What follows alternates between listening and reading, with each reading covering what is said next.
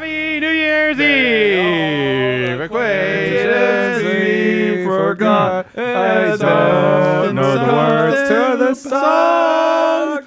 It's a song with words. I don't think it's English. It's rorie inside. I've been to many New Year's Eve parties. I've never heard that song once.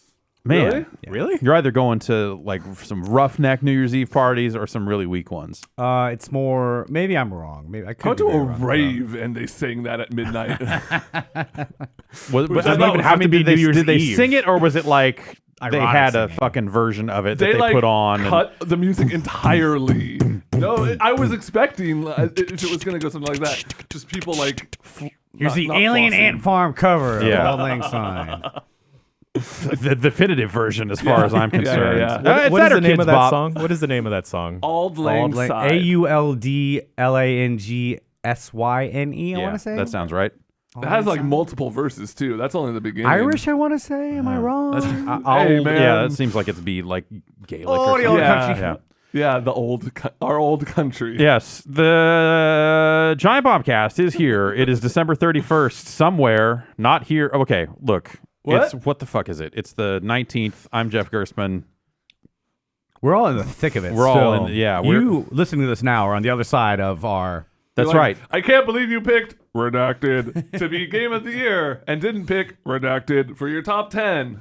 Well, I thought that Redacted was total bullshit Fuck you! and a garbage ass game for babies and nerds. And that's why my number one game, Redacted, is better than the one that the so-called staff chose. I can still apply some level of ignorance because I was not involved in the game of the year Yeah. discussion. I'm Yeah. not really sure what happened. I haven't gone through the CMS to look through it. What's was your like- what's your pick? For me, my what's, personal? what's your personal pick, and what do you think Giant Bomb I- editorial staff picked? I haven't ranked my games of the year in a while because I felt that I think 2017 was my last like really great. So my game, if I had to pick one, it'd probably be Control, but I don't know what the staff one is. I know about the Control, so hopefully that's it. I don't know. I like find Control. out. Everybody knows. I like Control. Well, I mean, by the time that people have listened to us, They oddly might- enough, Yeah. it took us like 15 minutes. We were all just like, oh, it's this game. And then everyone's like, yeah, great. Yeah, And then exactly. we walked out of the and then room. walked out of the room. Yeah, Yeah. It was just a 15-minute People were looking podcast. forward to like hours and hours of podcast. but Yeah, it's just how it works out some years. Everyone agrees, and that's we that. smiled. right? We all did like a hands in. Yay! Go, Video games. What are we here to talk about today, though? Well, today we're hanging out, and it's Tuesday, We're hanging and out. we're hanging out. It's Tuesday. I'm busineslike. I like to move things along. you want to my get things reputation. along. You're like, I have to get off this call. You're I've tapping been- on the conference room glass. I have been like this for like 10, 12 years now. Ever since I started at Obsidian, like, what are our takeaways from this meeting? Because otherwise people will talk forever. I want to get the fuck out of here. No, I hear you. Always. Yeah, it'd be a shame if we talked forever on this podcast. Yeah, and that's To be gonna. clear, I was not prepared. I did not know I was going to be on a podcast when I showed up to work. Thanks this everyone morning. for listening, and we'll be back next year with the giant. Rory's running time. That's right. It's a 3-minute long podcast. It's effective. That's like, Alexa, tell me the latest gaming news, and it just plays that, right?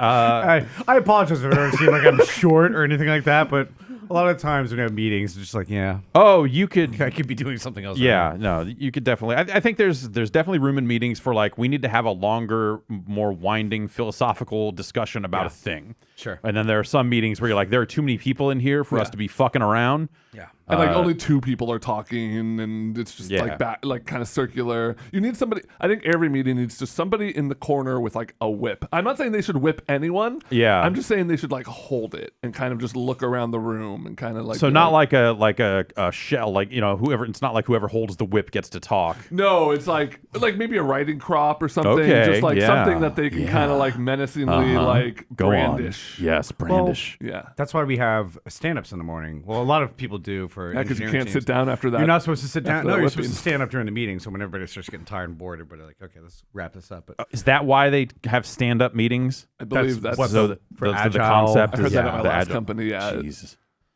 now they got these. But everyone has toilets- fucking standing desks. I Like know. people stand Yeah. up all fucking day. Now I've they been got hitting that ring fit. I could do like a I could do like a 2-hour meeting. Let's go. I was trying to buy a Ring Fit. we Yeah. go. Okay. All right. Yeah. All right, No. yeah, Rich I'll Gallop join you. this shit. Stand I'll up for this join you. I'll podcast. just Okay, there we squats go. during the podcast. Yeah. There we go. Podcast. Electric chairs. Everyone at home, come on. You got to get ahead of this for 2020. Make that New Year's resolution now. Podcast squats. I gotta And do wha- it to defeat Drago. He's can you sealed get me? away the Can we get 7 some music? Can you pull up some rings. music, some workout music here? Oh, this is actually starting to make me sweat.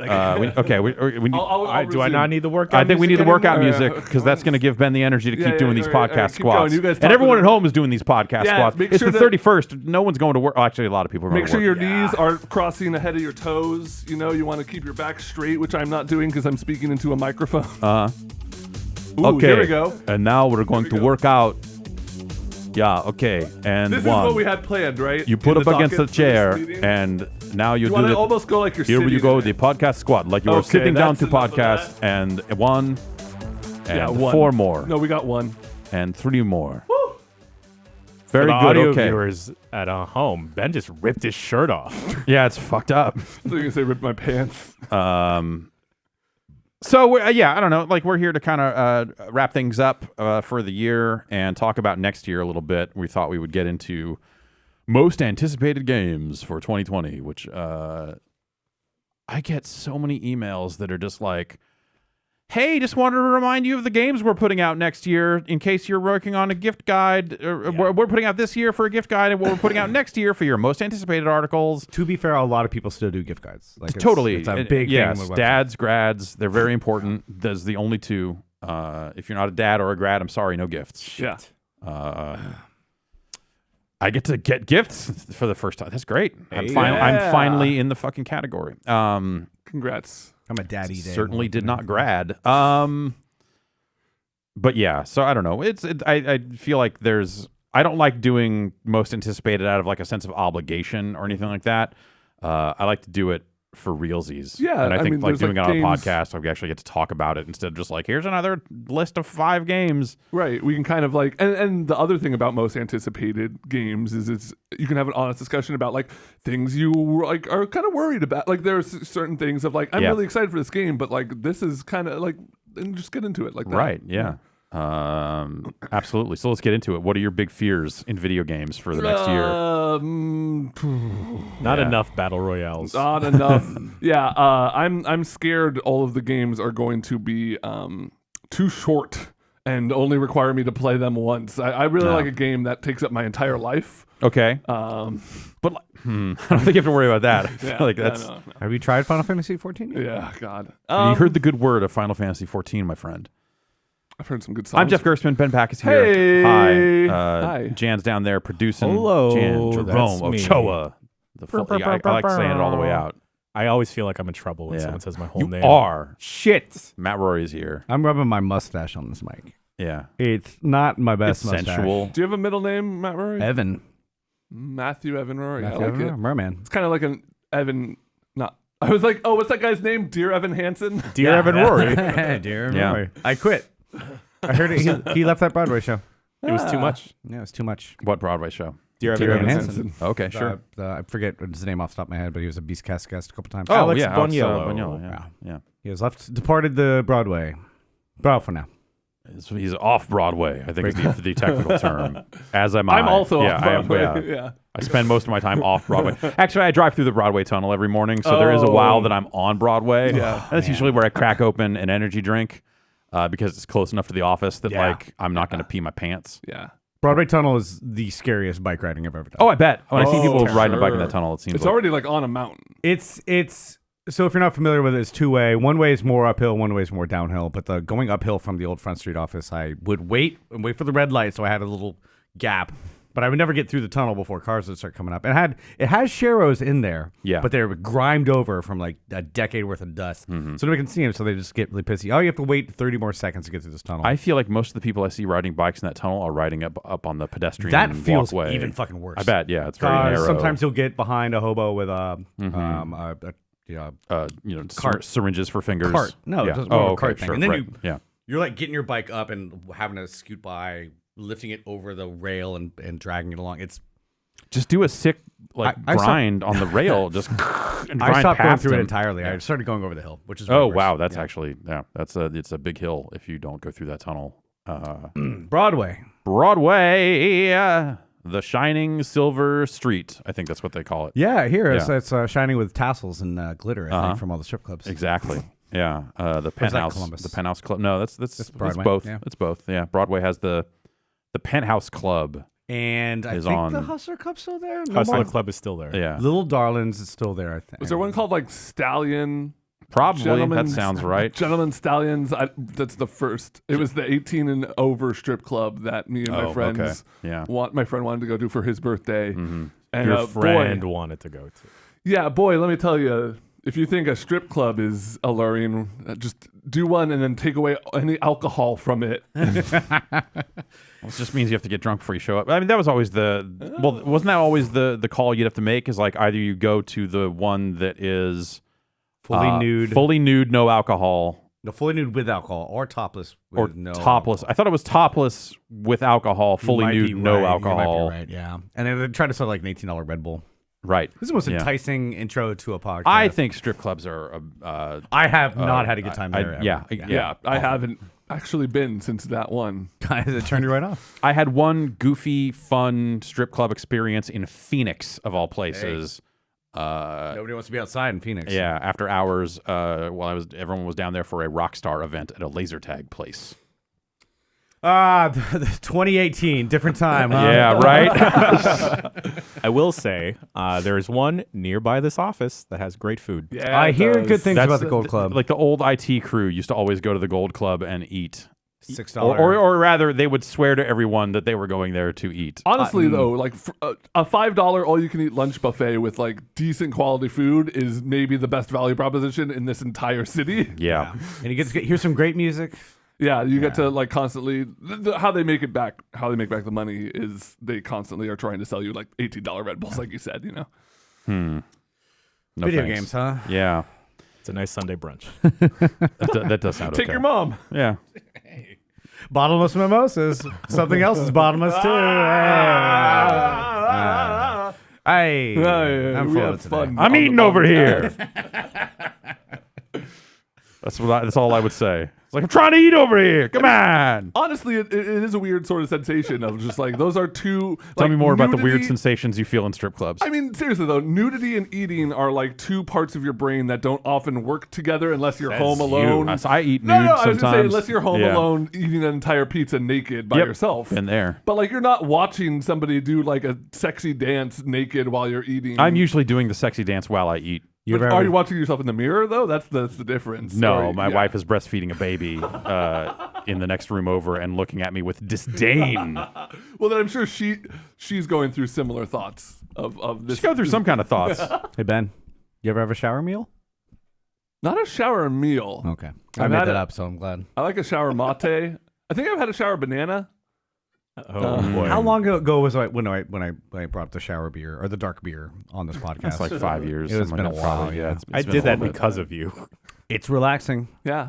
It needs to be something easy to drink, like a Bud Light. It can't be anything like hoppy. Yeah, so no complicated beers. No, just something you can Something slam. you can get a little bit of shower water in, and it tastes. yeah, just you don't like the thing care. you're You're just like, drinking. all right, Hard water, soft. it's a little soapy now, I guess. Yeah. But a nice soapy beer. Clean you out. I would take a soapy beer over a hoppy beer, to be honest. Yeah. Monster Hunter World Iceborne is out January. Is that the PC It's version? the PC Okay, version yeah. of Iceborne. The delay on those is really still a bummer. I was really looking forward to that first Monster Hunter game, but then I saw Jason play a lot of it, and I realized it wasn't for me. Yeah. But so now I'm less bummed about the 6-month delay between the console and the PC version. Yeah, it's still super weird. I played a lot. I mean, I played more of it than I've played any other Monster Hunter game. That's for sure on PS4. And then when it came out on PC, I was like, man, this runs better. I should start here. And instead, that conundrum led me to go like, or I could just stop playing Monster Hunter because I'm mostly done with it anyway. And that's what ended up happening. The Destiny 2 delay of like 8 weeks for like polishing and making sure it's a good product was like, okay, I can deal with that much. Like 6 months though for a delay between. And then their live events are not going to be synced up either. know. So it's like if you want to play the stuff first, it's still on PS4, and it's weird. That's all frustrating. Jason is out editing Game of the Year videos in the other room frantically, smoke pouring out of those fucking Macs over there. Oh yeah. Just like render nightmare. Yeah. It is something else. I should probably be there, but I can't. Yeah. I need to be away from it. Yeah, there's just too much. You guys should get some of those smoggy. Some of those like 6-figure Mac Pros, you know, The cheese grater ones. Yeah, Yeah. I feel like if you were just building like a render farm, you could do that so much more efficiently with PC hardware. think I mean, so. obviously, right? I mean, yeah. I could probably scavenge enough parts in this office Yeah. from stuff laying around Right. that's been laying around Uh-huh. to build that. Yeah. To at least shave a few hours off of something. Oh, yeah. Yeah. I could probably find something underneath someone's desk that they haven't used in like months. you should build a wearable rig so that way you can like be rendering as you come in here to do the podcast and like have arm monitors just to make sure everything's going okay. Ben, you joke, but I've legit thought about what if I strap these buttons to myself or to gloves so I can just casually sit here or sit at the table and just like press my fingers together dude. to like switch the video and stuff. And I thought, what if I also feed the video into like a set of glasses or goggles so I could be looking at you guys and also looking at the video. Like monitoring the stream to some extent. Yeah. Then I thought, like, fuck, it gets too hot in here. I'm just going to overheat and die. Well, that's why you need like big fans all over you, like a Mega Man boss or something. You're right. Yeah. You're right. Yeah. We'll look into that for next year. I mean, Okay. our Q1 budget, I don't think we've spent it yet. So Do you We have have not. large Mega Man enemy style fans in room and Do you room think for there's that a in the latex budget? suit laying around here? do I think there's a latex suit Assuredly. laying around Maybe here? not like a bodysuit. Doubt it. We have a green screen suit somewhere. Okay. You could bolt stuff to that. All right. Is No. there like a fashion website owned under by the CVSI umbrella? Giantbomb.com. Okay. Right. Yeah. Store.giant. I'll just Yeah. find some extra merch, Uh-huh. strap it to myself, Yep. and then some buttons. I'll figure it out. I would watch you do that. Coming soon. All right. Yes, let's get into it. Next year is going to be kind of a weird one, I think, because it is truly we've seen the final holiday season for the current generation of consoles, and next year is kind of that weird lame duckish year where we're going to start hearing a whole lot more about consoles that are going to ship in the holiday quarter, but there are still going to be games coming out all year long, and that's always weird because I think a lot of the excitement gets dragged off to the next generation, right? And not to say that there are no games coming out, but Do you think a lot of these like first quarter games are because people don't want to have to detract from E3 because E3 is going to be all next gen shit? yeah, games that are going to hit before. Well, a lot of these are probably delayed from this year, right? Yes. Okay. Yeah. So- Well, yeah. And definitely in some cases you have games that were originally scheduled to hit during this holiday that missed it. That's always kind of the way. But then I think, people found that they could still sell games in that quarter, that there were still people playing and buying video games then. And so I think you have people that are like, oh, well, we need the time because end of Q1 is end of fiscal. So if we don't ship there, it's a huge problem. So a lot of games come out in March. And I think that's worked out mostly okay. Dragon Ball Z Kakarot coming out in January. Oh boy. Yeah. Mm, I Any tried y'all that out seen? at, Oh, you saw it? Yeah. I Yeah. played a little too. Yeah. Great, right? Like I played it before E3 and was like, okay, now I'm actually properly equipped to experience this. Yeah. And now what? And then played it. And I was like, this is still not that much fun to play. Yeah, that seems like one of those combat and games stuff. Just seemed that it could like I don't know. There's like a lot of cool ideas there with like how the side quests work. I remember that them having interesting stuff there. So if they can, I think their goal with this game is to make a Dragon Ball game that feels like an open world. It feels like a world rather than like a set of levels. Which every Dragon Ball game that's not a fighting game is just like, here's just kind of like, remember this fight from season 1, remember this fight from season 2. If they can kind of successfully build a world, I guess like Xenoverse, is that the MMO style game? It's not MMO. Yeah. Or- Yes. Yeah. That game is maybe the only other Dragon Ball game that kind of has Tries come to close. do that. Yeah.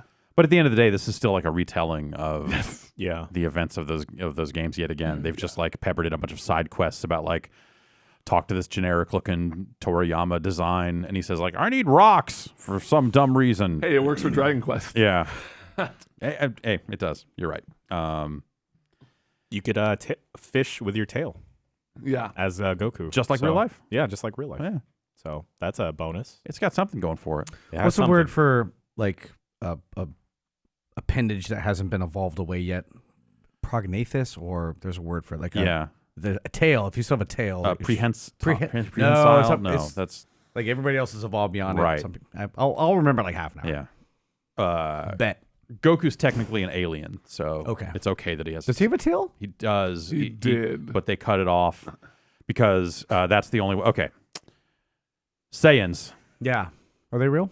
Yes, and when they see the full moon, they turn into gigantic murder apes. Okay. Shoot lasers out They of their shoot mouths. lasers out of their mouths. What's the difference in a Saiyan and a Super Saiyan? Okay, boy, well, I don't watch. We don't Dragon have Ball. time to we'll get into into that. We can get into that. But like By the time we get to the Yeah. 8th Dragon Ball game on this list. First things first, by cutting off his tail, they prevent him from becoming a berserk murder ape. Okay. When the moon comes out. But if you achieve a certain level of Super Saiyan, you can tap back into that ape. Yeah, you can tap that ape. Ultra ape instinct. Yeah, you get that ape out. Yeah, even if you don't have the tail. Yeah. So yeah, Super Saiyans. Okay, Saiyans have Are they the bad guys? Yeah. That's a great question. I'm gonna say actually yes, probably. Then no. Then yes again when Broly shows up. They Well- they cause and solve all of I'm the talking about problems. Dragon Ball Z Broly. Oh, okay. Yeah, like they both cause and solve Yeah. all problems. So if the Saiyans were never there, everything would have been probably fine all The along. Red Ribbon Army would have taken over in Dragon Ball. but you you know, don't have the context, Jeff. They still have Krillin. Exactly. Krillin's the could- strongest human. Krillin couldn't have killed that mummy-looking guy from the Red Ribbon Army. Master Roshi could have. Oh, maybe. Journey to the Savage Planet is also out in January. That is the game. I played. Man, it's like kind of a goofy survival game. I need to look it up here to make sure I've got that right. Oh wow. Okay. Apparently, an hour ago, as of this recording, this studio was acquired by Google. Oh, Huh. Stadia exclusive. Yeah. No, it sounds like the Journey to the Savage Planet will still come out on all the platforms it's been announced for. As of now. As of now, yeah. That, or at least that's what they're saying. Journey to the Savage Planet is kind of a goofy space survival game with some FMV in there and stuff. I played a demo of it a while back and thought that it did not hit particularly well, but it's one of those games like some games are just bad demos. Like as gaming has evolved, like you used to be able to play 10 minutes of a game and go like, I see what you're going for, and then with these larger open world or survival games where you start like all the way down a tech tree and stuff like that, like it's hard to get a feel for it and if it will be any good or not in half an hour or something like that. So I played Outer Wilds in 2016 at E3, and my takeaway from that demo was that ship don't fly real good because that's the only thing that you could get into in that game if you have 15 minutes. Right. They're bringing this Warcraft 3 thing out in January. So they finally announced a release date for that. And I think originally it said shipping by the end of 2019. So the Blizzard, the fanboys who are the worst are like, can it cancel my pre-order? Like, okay. It's coming out January 28th. I know. It's like fucking, I guess you probably could. I think you can at any time on Battle.net if you really want to. But Like, they had a demo of that somewhere as well. And I think a lot of people are looking for a little bit more than what they've done. The new graphics. Warcraft 3 is a great game, an all-time classic RTS, but it's kind of that's where it went south for me. Yeah, really? Yeah, was the hero character stuff in Warcraft 3 was just not what I was looking for out of an RTS. I liked the idea of having a little bit less, like every mission you have to build a base up for like half an hour to go do it. They're trying to get away from that a little bit, which they went on to StarCraft 2 is very similar, kind of a lot of the missions you just control a few hero characters. But those are always my least favorite missions in an RTS campaign. If you like them, don't like them. Yeah.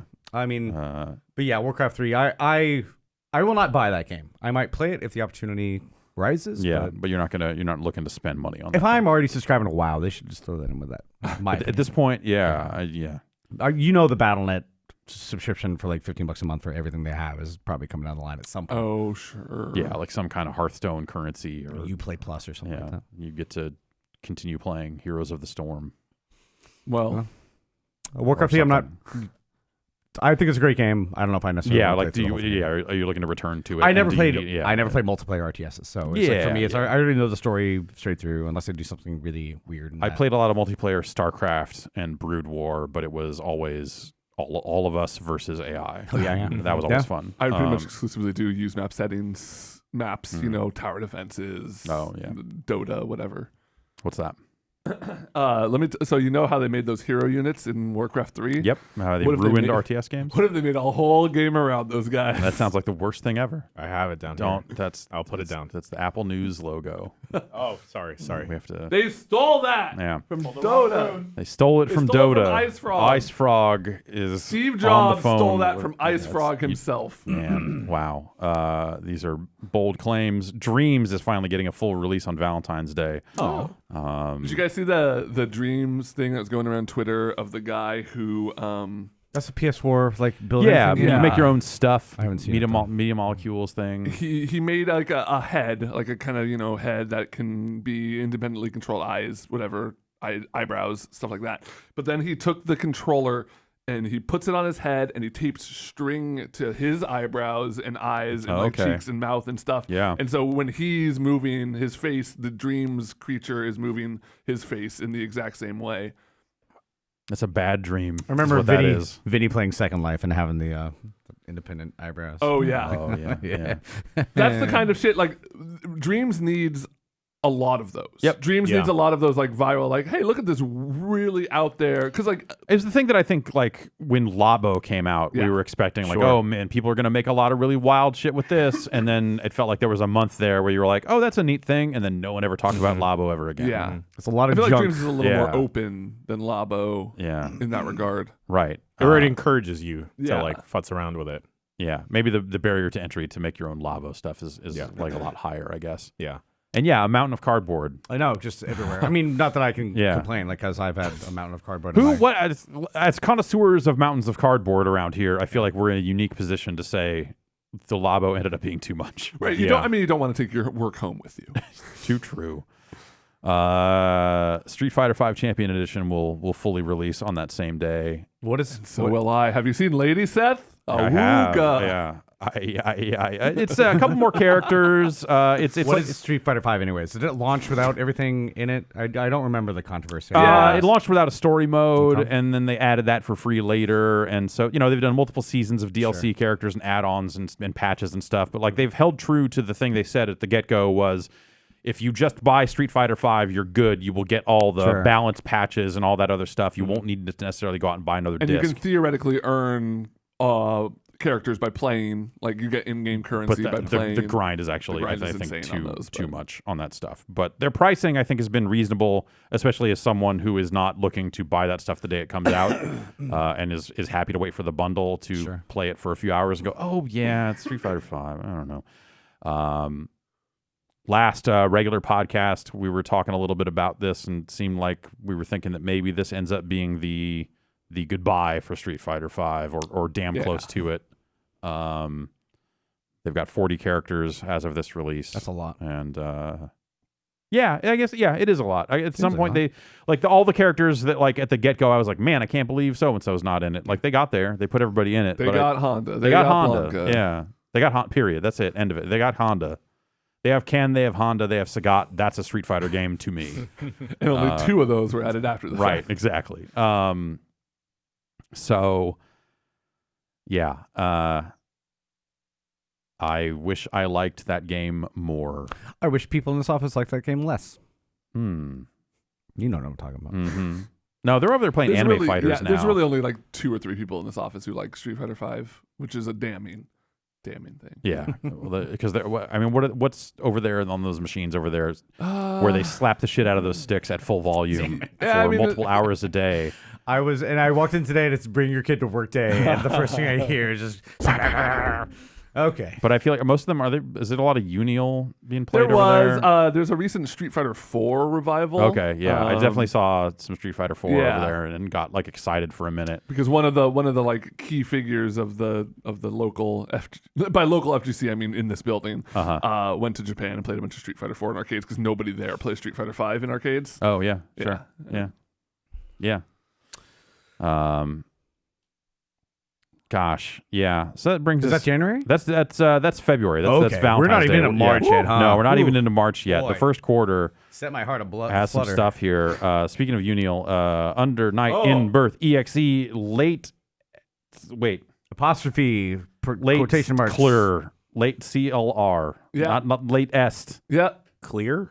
Yeah. Late clear. I have no fucking idea, man, and I'm all in. What's Yeah. the deal with these Japanese names that make no sense at all? Is there like a common root to like especially Anime. Final Fantasy XEX apostrophe Final Kingdom Hearts. Well, that's self-explanatory. Yeah, Kingdom Hearts explains itself. I've got a podcast you can listen to.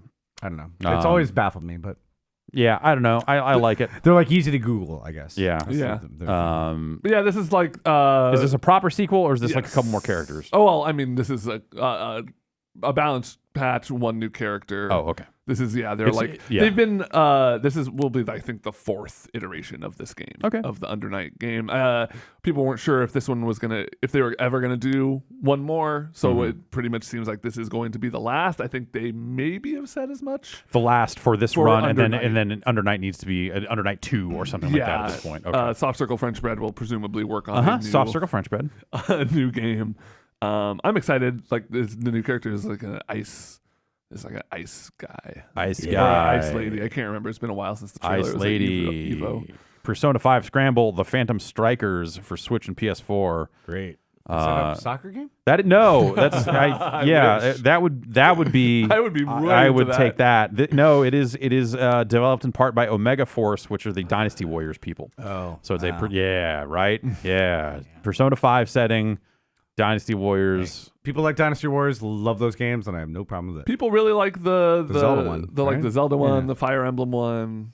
Do people really like though? I Like remember people going like, "Oh, this Warriors is better than I fans. thought it was." Yes. Would be. well, because there was such a history Also, of like all those shitty Gundam ones. Oh, that, sure. Yes, the Now Gundam that ones they're were actually doing okay, good licensed ones, people right. are excited. Yeah. Okay. But the minute you say Warriors fans, meaning Dynasty Warriors fans, is where I'm just like, all right, that's not an opinion I'm especially. I interested acknowledge in. you, Warriors fans. I know you exist. Oh, I know you exist.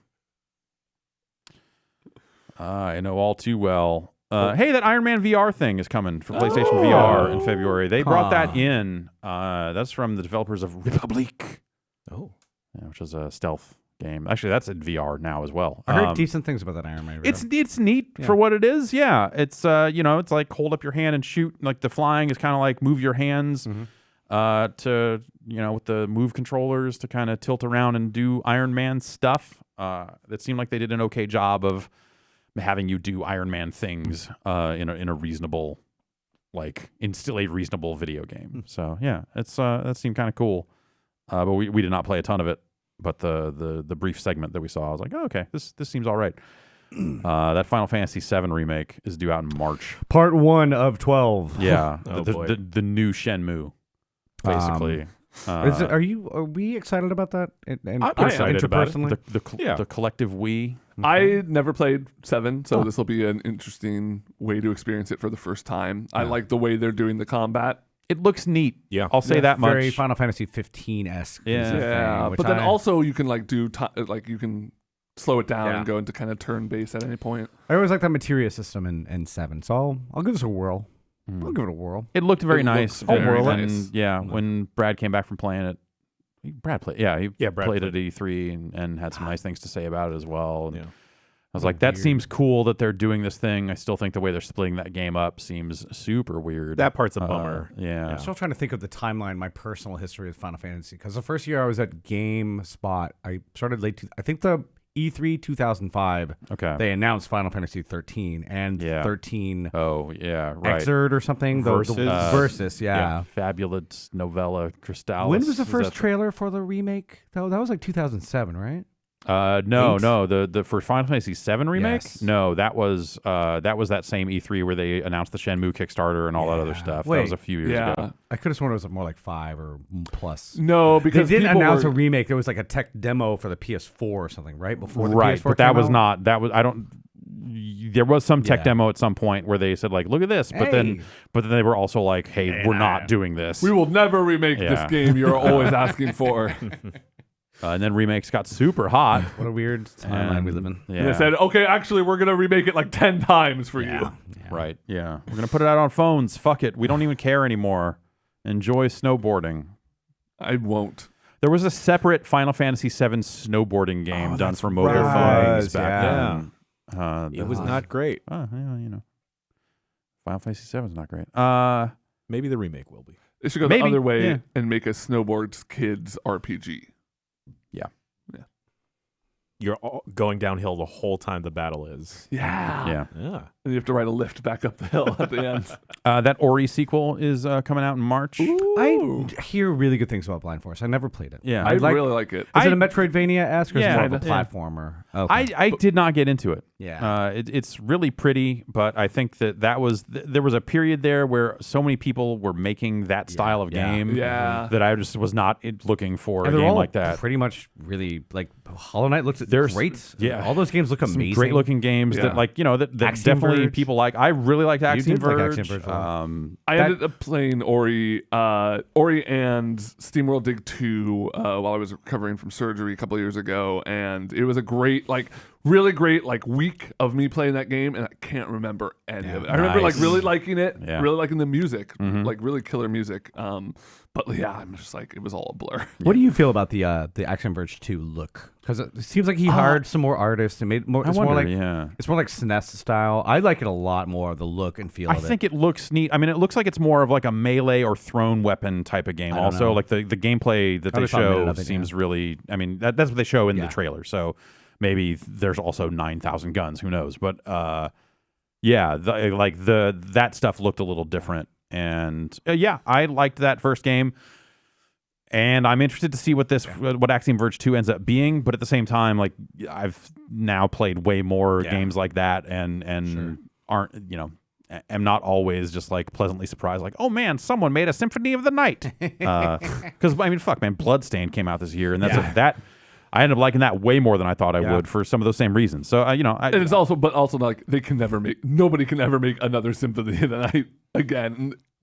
Or if you do, you have to iterate on it somehow. But 'cause, that's that game is the most Symphony of the Night totally that Symphony of the Night has ever been. right. So, It's a but symphony game? there's plenty of rooms for the Metroidvania stuff, I think. But at the same time, everyone started making those games after a long lull where they were like, man, I can't believe Konami's not making games like this anymore. I can't believe they got rid of Koji Igarashi. That's ridiculous. Why won't they let him create the thing he's creating? I'll make one instead. it was like Shadow And Complex. then a kind of- zillion, Shadow Complex. I feel like was maybe the one of the first first ones ones, to that try was to a hit that great wave. game. Great game, Despite awesome game. despite Yeah. the Did they announce Despite second that one dude of those, being or- dog yeah. shit. Yeah. Yes. Sure. Neo 2 also out in March. I wish I had gotten more into Neo, but I liked it. it wasn't a good and- PC port. Oh, okay. Yeah, All right. in my experience. Yeah. Animal Crossing New Horizons, Oh. March 20th. Hmm. That's I'm iffy on it. There's something about the trailers and building paths and lanes and that sort of stuff outside didn't necessarily strike me as the stuff I want to do in Animal Crossing, but also I'm sure it'll be fine. Didn't they? Is this the one where Tom Nook says he's actually giving all the money he's raising to a charity? Yeah, but Three he's towns lying. over? Oh, yeah. really? Is and he then, lying? And then he cuts your throat and you bleed out and die. It's and then technically you not play a as a lie. ghost. It's a tax loophole where he Yeah. can kind of, subvert some He laws. paid negative 251 million bells last year. It's ridiculous. Cayman Islands. Doom Eternal out the same day, so you have pretty hard choices on March I 20th. know. That's counter programming. Yeah. To the extreme. They sent me a Doom calendar. Oh, Doom 2020 not an advent calendar. That would have been funny. That Yeah, would've been really funny. and some to remind people, hey, Doom is still coming out next year. Did it have the date circled a bunch? Probably. I didn't actually open it up and look, but also some Christmas ornaments that are some flat sprites of God mode that's fun. Doom guy face with his eyes and stuff. All I know about Doom Eternal is that I was really turned off by the E3 stuff, like the mantling and the stabbing into climb stuff up. But then you coming back and saying that was amazing. The climbing stuff is maybe the one thing where I'd say it kind of slows things down. Yeah. It felt like a very bizarre pivot. Yeah, But but I know you the said- mantling and all of the movement stuff actually I think works really well. Oh, it's so fun. I played it at E3. Yeah. Oh my god. But there's some stuff in that demo where you're like basically sticking into a wall and then looking and almost doing the Uncharted thing of like look and reach out, jump to the other wall. And they do some fun platforming stuff there where it's like there are extra lives in the game. Yeah. Wow. Like just hovering icons you can pick up that like give you a fast respawn when you die. And so some of those will be in some areas where, or at least in the demo, there was a spot where you had to do some kind of creative wall jumping, wall climbing stuff to get to an area to get one of those. And that felt rewarding in a way that made the wall stick stuff make sense, but it also slows the action way down. So yeah, but then like I remember that part of the demo specifically and being like, this is kind of weirdly slow because it's like really fast-paced action arena at the start and then that like kind of open climbing thing.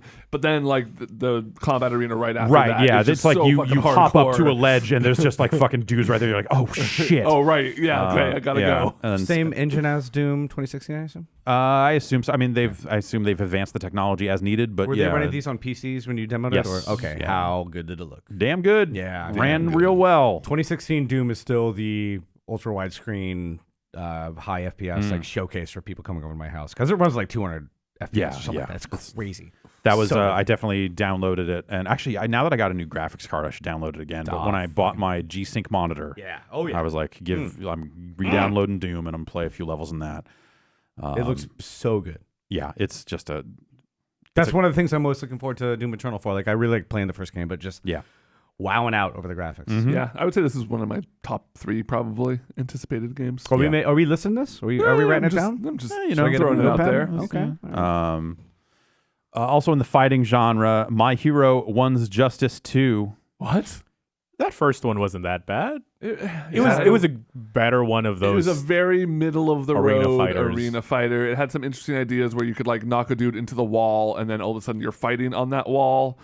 Is this an anime thing? Yes. Yeah. Is it based on the academia stuff, or is it a whole different? So that's at the Japan release, March 12th for Xbox One, didn't even know PS4, they were and doing a Switch. second one of those. Apparently, Well, we'll have to wait then. It must just continue the plot of the show because I mean the game kind of went through the plot of the show and then some like side what if missions. But When's that One Punch Man game coming out? that is also that is end of February. I like the gag in that. yeah, That's pretty That good. is a fun idea. So that's another team like kind of anime brawler. you're not Full cast of characters. So if you're not familiar hearing this, like the One Punch Man can't be killed. You can't even be hit, right? Well, I mean, yeah, that's his whole thing is everyone he fights he kills with one punch. Do you think that they will eventually reveal a secret that if he gets punched once, he will explode and die, or the universe will end, or some kind of stakes there? It's kind of not that show. It's it's more a comedy than a. I think you could play that up for comedy. Pretty well. Yeah, for sure. Like conceptually, it I'm feels trying like to remember if if he's like been hit. I don't know. Yeah. But I if you believe pick he- Saitama on your team in the game, he's a selectable character. You just fight with your other 2 characters and have to wait for him to show up because he like slept in. And if you can make the battle last long enough, he shows up and punches the other guys and you win. It's Nice. all right. Yeah, that's real dumb. Half-Life Alyx also due out in March. Up here, I think people are now. It's in the hands of some press, like as of this week. Norman Chan and Will Smith. Was that the 8 different headsets they did? went up to Oh, okay, Valve all right. to check out that game and tested it out. Right? Wow. Now, Oh, I that's get it. branding. And 12 years okay, later, I get it. tasted would be for eating. Yeah. Jan, write this one down. Okay. Yep. And this bike parts wiki, let me tell you. Were you ever in any of the bike parts wiki conversations? I heard the wrestling one, and I heard some other stuff too. But bike parts. but yeah, Who was leading that charge? Tatum. Was he big into biking? No, but it was like this seems like well, maybe he was. I don't know. I mean, that seems like that seems like San something like it Francisco. was like an underserved, like, hey, a wiki or some kind of site devoted to like, is this bike shit any good? Yeah. Oh man, It seemed like there was maybe a hole there. let's That hire makes Josh sense. Sawyer away from Obsidian. He would love Yeah. doing that. He's a big bike. Him and Jay Allard could get together and make the sickest bike site ever. right on yeah. each other's pegs. Right. So Half-Life Alyx. Half-Life Alyx. That's out Um, sometime in March. They don't have a day nailed down yet, I believe. And Okay. I'm oddly. I don't know. Can I borrow somebody's VR headset for that? Because I don't want to buy one. I want to Yeah, play sure, it. Though. yeah. All right. We should set it up here so we can all play it. yeah, I want to check we'll that out. set it up. I don't often look forward to VR things, but this is one of the few things I'm allowing myself to get a teensy bit excited about. Yeah. I will check it out, but I don't know that I'm like sold on it one way or the other. I would have figured they'd done a Portal VR by now. Or did they do like a... They did the lab, which is yeah. kind of set in an Aperture Science sort of setting, but it's not like a pure I feel Portal like that would game. make me sick. Like falling through a portal in Yeah, VR kinda- over and over again. Maybe. Yeah. I don't know. Yeah, that would probably be kind of weird. April will kick off with some bangers here. Resident Evil 3, that remake, Okay. is due April 3rd. Mm-hmm. Like already taking pre-orders and stuff for that. Like, Wow. hey, bonus costumes if you buy it right now. Are they just going to do all those games like once a year? Do you think they could do 4? I don't Do you think because so. they've already It kind seems of like that'd be the one redid that- 4 to a certain Yeah. extent, and 4 Has to is be that'd have to be a complete graphical overhaul. right. 4 is like modern enough that you can play 4 and it's kind of the same game, Yeah. whereas like going back to 2 and 3 is way different. Like I think if you remade 4 and made the shooting good, I like the shooting. you could do that. You're not going to find any support in this building. Come on. Take the shooting from Division 2 and put that There you go. into our Yeah. Resident Evil 4. Just make it all. I think if co-op if shooter. you did a like literally loot if shooter. it was a better like on-screen reticle for the shooting, Okay. that I think is actually Well, that's the why thing. that's why the Wii version of that game is the Oh, definitive boy. game. Yeah. Man. And I also will say that on its initial release, because of the laser sight thing Yeah. and being colorblind, Oh, for sure. Yeah, I could. basically I could not see to shoot Yeah. stuff. So fuck that game. Cyberpunk 2077. People Heard of are looking forward to this. Yeah, people It's are. got Grimes in it. Does it really? Yeah, Yeah, that was a Game Awards. Who were the other bands? So Elon Musk's band too. yeah. I Lodestar. can't- there was like Tilly three- Bodine, the band. 3 big bands are in the game. I don't know. Well, it's kind of an open. Are they going to have like radio stations in the car or something? Maybe Shouldn't like have during license. cutscenes. Do they? Is she a character, or is it just like I she's think on the she's soundtrack? the soundtrack. Okay, Yeah, whatever. yeah, Sure. Sure. Great. Yeah, I liked Grimes a lot. Like 3 years. Yeah, ago. right. There was No. that era where it's like, you're just at this hockey game. This is a great video. This Art is a cool Angels song. is a fantastic Yeah. album. It's a good pop album. And I think then she and Elon are I feel making. like a lot of the stuff yeah. since then was just like, Just and make then each now other you're like, okay, all right. Okay. Matching That anime album's still avatars. good. That album's still good. She's great live too. I saw her live. It was Yeah. very bassy. Cool. I hope Cyberpunk is good. I think that there's been like a ton of hype built up around Cyberpunk, and I think that it is going to be very hard for them to meet that level of excitement.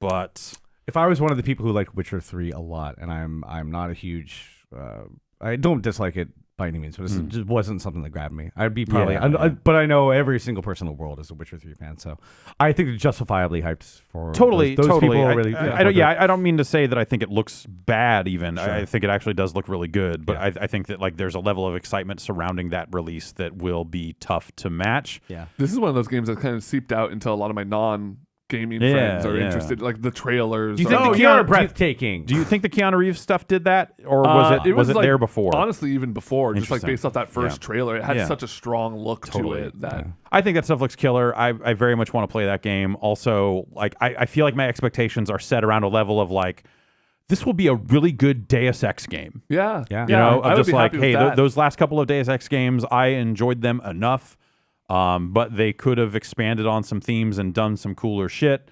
This looks like that. This looks like, hey man, you could shoot guys or be stealthy. What do you want to do? Like it just like the pitch sounds the same as those games. So I think that's the part for me where I go like, I feel like I know what this is. It's like people are freaking out, but like, yo, people make these games all the time. Hopefully this one is bigger than and better than that. But No, but I mean, either way. They're don't know. a studio that makes one game every like 6-7 years. So it's like a Bethesda thing Yeah, where right. it could be like a Bethesda main Oh, boy. line. If it's a Bethesda thing, then we're in trouble. I think the hype is very high for a reason. I'm totally. looking forward to I think what they've shown has looked really great. Their marketing so far has been exceptional. They're very much doling out things very Yeah. slowly. Yeah, Keanu yeah. at E3 was a huge moment for them, I'm sure. Yeah. I don't know. I hope it's really great.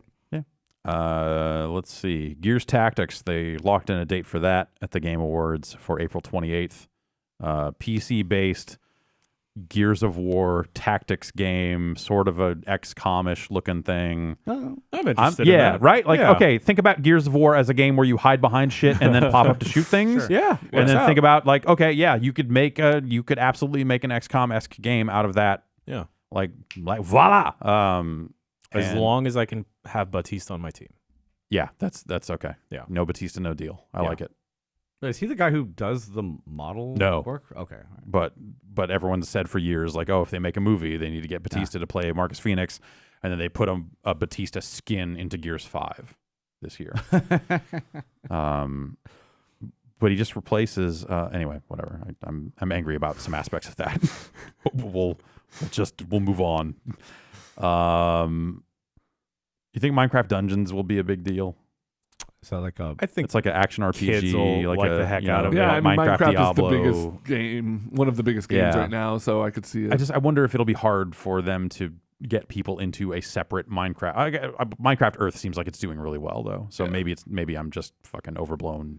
Minecraft We has haven't had like a seen- resurgence also. Yeah. with Oh yeah, the over youth. the last year, like a lot of. Do you think Fortnite was a fad then, and people are now like creeping back to Minecraft? I think so, and Maybe. I think part of this. I was talking to somebody about this. Like part of it is, at the end of the day, if you're like a parent of a small child and you see the games Fortnite and Minecraft next to each other, Totally. you're gonna go for Minecraft. Yeah. It's like the Lego game versus the game with. I mean, Fortnite's cartoony, but it's still guns and like. Yeah.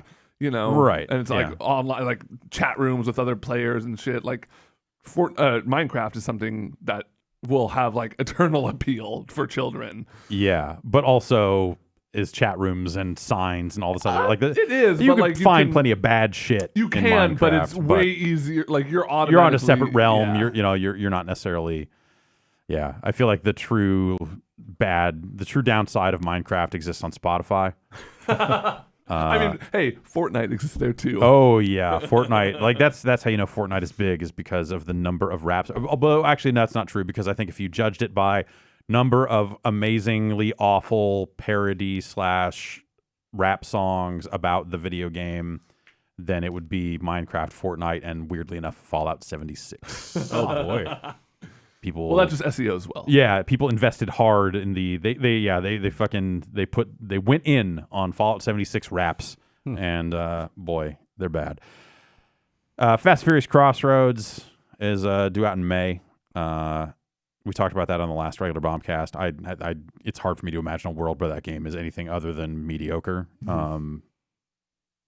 Yeah, Just I looking at the trailer, looking at like what licensed games are in this day and age and all that other stuff.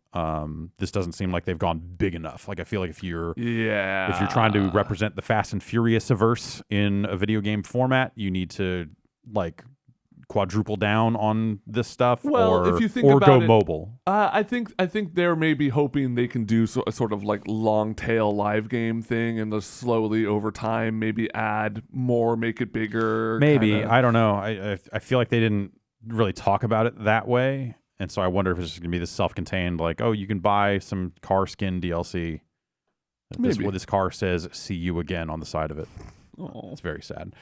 Marvel's Avengers also due out in May. That's not that far off. Like it's I not. feel like when we saw that game or when they showed it at E3, it seemed like, man, that game has still got a long ways to go, and it probably needs it. And now here we are, looking like it's out in May. Like, oh, geez, that's Yeah. they've got to be getting close. Yeah, I checked that out at last PAX West, and it seemed fine. seemed okay? Yeah, I think the part where it may, I don't want to say fall apart, but get a little dicey is the multiplayer aspect, where you can invest all the gear you want into like your specific superhero, but Yeah. you may not be able to play as that superhero if one of your friends or someone else already picks that. Right. So you can't have a team full of like 4 Thors. Yeah.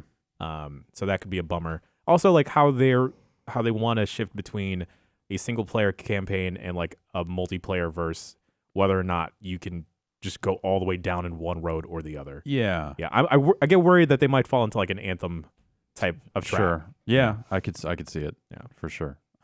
It played okay. Yeah, we'll see what that thing ends up being. That's weirdly enough, the Gears 5 multiplayer has some of that where all the modes have characters with abilities, and so Yeah. you can't have 2 Marcus Phoenixes. Oh. So if we want to get back to why I'm pissed about it, Batista is a skin for Marcus Phoenix. So if It's- someone picks Marcus oh. Phoenix, the Batista's can't. out too. They should have made Batista his own character. He's got his own gun shooting motion and everything they could have worked in. It's just, Wasteland 3. also out in May. Is that a game? I forget. Is that a game? Is that a It's a great question. No, Game Pass thing. I forget. They're owned by NXL is owned by Microsoft too now, right? Yeah, Okay. so presumably that ends up coming out on Game Pass. It is a multi-platform game. It Yeah. was conceived of before they made those acquisitions, I think. So I wish I had liked Wasteland 2 more than I did. it seemed felt like it kind of came and went. Felt very rough. Yeah. But yeah, and then we've got a bunch of games that have loose dates and quarters and stuff like that. Hit me with the big ones, Jeff. 12 minutes. Maybe not one of the big ones, Not but the way that's I a do it. game we looked at years ago where it's a game that happens on a 12-minute loop. Yeah. It's like you come home, talk to your wife, she's pregnant, all this other stuff. Cop comes to the door. Like there's kind of a looping story thing. That's E3 finally, trailer. Annapurna is putting that out sometime next year, which is kind of cool. We mentioned Axiom Verge 2, Bravely Default 2, Cook Serve Delicious 3. Woo. Yeah. Hollow Knight somewhere in there? The new Hollow Knight? Is the new Hollow Knight? I'm not seeing anything What's it under called? H on this page, unless it's called something else. I can't think remember. it might be called something else. Deadly Premonition 2, Yeah, boy. A Blessing in Disguise. So, yeah, sure. The prequel we've always wanted. I am still... Processing Deadly Premonition 1. No, I've done my best to, forget a lot of the stuff of Deadly Premonition 1. I enjoyed it. Yeah. It's got the sandwich. He talks to himself. There's a whole thing with that. Remember how fucking off the rails it gets at the end? Yeah. That was awesome. I felt like some of the turns there at the end. there was one in particular that's a little maybe a little ridiculous. And what happens to the lady cop and all that stuff is just like, what the fuck. Exactly, I know. Yeah, It's crazy. Yeah, Exactly. I was in a bar one time, and it's obviously first date, and the guy just wouldn't shut up. And just the lady would just kept on saying exactly as loud as she could to everything he said. That's the only reference I have in my mind Yeah. for that word. Was it- exactly. You should have saved her. That's probably what she was. Let it happen. Yeah. It wasn't like he was being rude. He just wouldn't shut Yeah, up. he just sucked. Yeah. Fair enough. It happens. It sounded like they both sucked, It happens to honestly. all of us. Yeah. Those sound great for each other. I think it's fucking crazy that Deadly Premonition 2 is going to happen, and I will happily take a look at that game. But For about 100 hours. oh All on God, I video. wonder. No, certainly not. Certainly not on video. Yeah, I think it's cool that Swery will be allowed to make a sequel to that game, and I look forward to seeing what that ends up being. 'Cause, I'm trying to think about the story of that first. I guess the director's cut or whatever has some stuff that ties into or kind of bridges some of this stuff. Oh, sure. And has become kind of the definitive storyline version of the game or something. Okay. But we did not play it there, so I don't know too much about that. PC version of Death Stranding. Wow. Why would that is that an exclusivity thing? Potentially, Probably. yeah. It's also it's an engine that did not exist on PC. Okay. Prior to as this, opposed to the It's- Fox engine? Yeah. Okay. But maybe there's just a lot of port work that has to happen. Maybe 505 Games is publishing it because Sony published the PS4 version and they're not ready to publish PC games just yet. I will look at that game. I don't have any strong. I didn't. Honestly, I watched enough of the quick looks and coverage to know that nobody here particularly felt great about it. But I would be interested to see what Cheat Engine will do to that game. I need to get Cheat Engine set up for Sekiro. Yeah. It's very complicated. Oh, sure. Doing the hex editing thing right off the bat, I did not get it to work at all. Yeah. There's a tutorial for how to just you download the tables and I ran through that okay, tutorial. yeah, And I yeah. a little beyond me. Well, were you trying to find your own cheats or did you find a table for existing Sekiro cheats? No, I was trying to do the tutorial for the main Cheat Engine program. And I Okay. couldn't There's figure that. it out. Okay. Yeah. But if you download someone else's Tables. table, then you Okay. just load it up and it's actually not too bad. Okay. Unless you have a version mismatch and then it doesn't work and you're like, fuck, someone needs to update the table. It seems like Sekiro is one of those games where the support for that will be there for a while. Yeah. Because it is very difficult. Yeah. I bet that game is going to look very nice on the PC. Yeah. Yeah, probably. I mean, MGS 5 was a beautiful game when Yeah. it came out on the PC. It had great widescreen support. Yeah. I mean, Death Stranding looks like it's a very technically accomplished game. So we'll find out at some point in 2019. I'm mostly curious to see what people do with Cheat Engine in that game and what people do once they've ripped all the models out of it and what happens to Conan O'Brien. I hope you can import your own holograms. Oh God. It's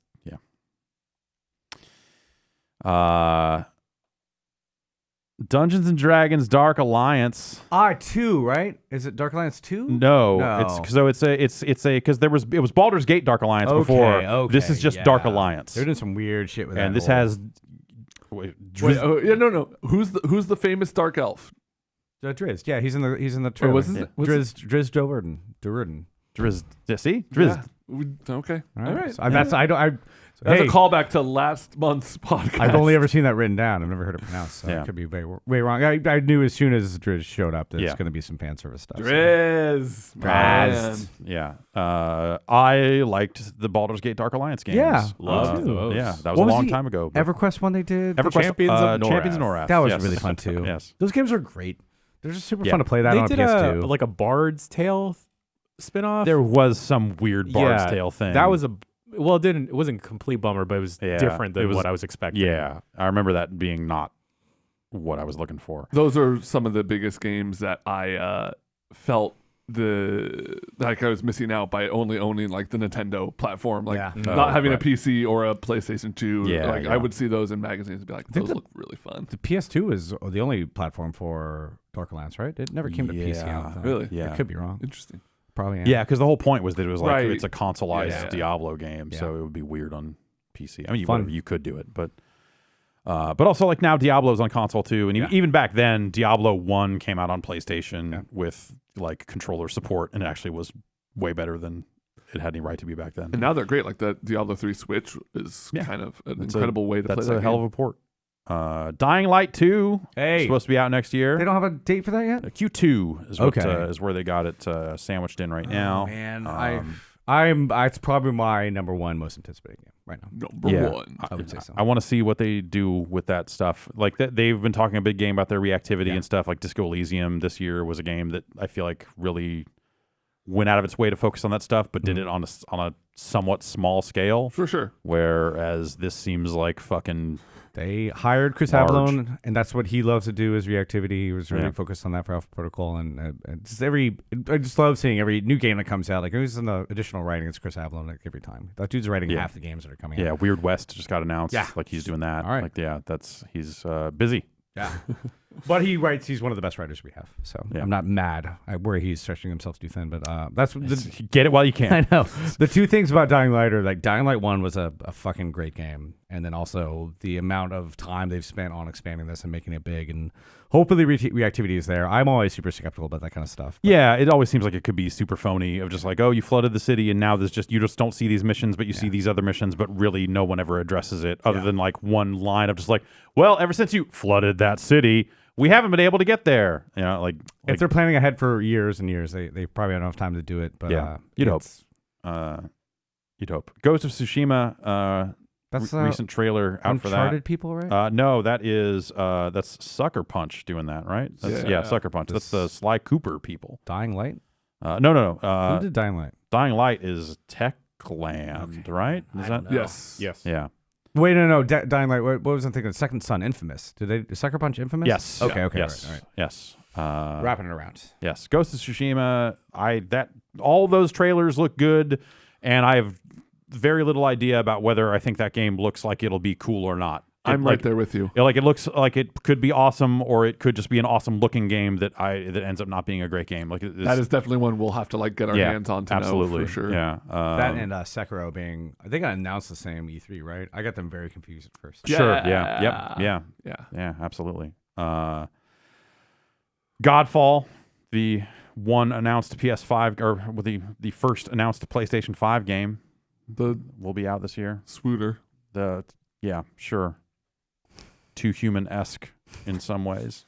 It's a really damning thing to say about it. Too human. Yeah. Guilty Gear Strive. Woo! Due out late in the year. Yeah. For some reason, I thought that game was going to be early in the year. I don't know. I feel like with the song coming out and stuff, I was like, oh, this game must be right around the corner.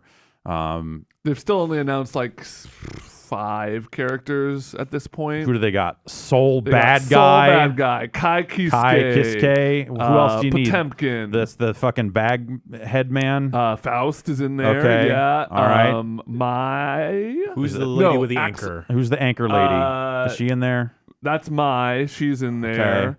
You got Axel, who's your fucking British guy with the chains Okay. that he whips around. We have officially gotten out of my depth for Guilty Gear characters. that guy goes all the way back to 1.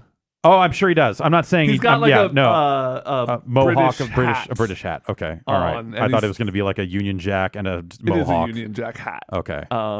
And then they teased the first trailer had that like new character, that guy who looked like he was in like a suit of armor or something. Okay. At the very end, Arthur from Ghosts and Goblins. Arthur from Ghosts and Goblins. Oh my god, this game looks good. This game is incredible looking. The gameplay, like the extended gameplay stuff they've put out from this, like this is Arxis has always been next level in like their visual style. Yeah, sure. Yes. Yeah. And they've just gone above and beyond with this one. I'm nothing but excited for this game. So they put out a bunch of gameplay. Do you think that the systems are just Guilty Gear level stuff? They said they've changed some stuff. I feel like they did a pretty good job of reining some of that in for like Dragon Ball. Yeah, they've definitely, from what I understand, they're trying to make it a little more approachable than Guilty Gear normally is, without losing that competitive skill ceiling. Sure. They've been rolling it out in Japan a little bit here and there for play tests, and there are people who will like translate what Japanese pros are thinking about it, and it seems really positive so far. Great, that's good. Yeah, I that like Guilty Gear has always looked tremendous. I had a great time with the very first Guilty Gear. Yeah, because at the time it was just like bizarre. You know, it was like this left field like Japanese import. And you're like, man, this should come over here. I can't believe you can just murder dudes mid-fight. That's ridiculous. And we played a lot of that game.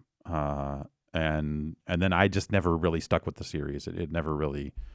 it got too complicated at some point. It became what anime fighters turned into. Right. It's like you have a gold burst and a red burst and a blue burst. And like what am I... Yeah, I get it. Like, I'm glad...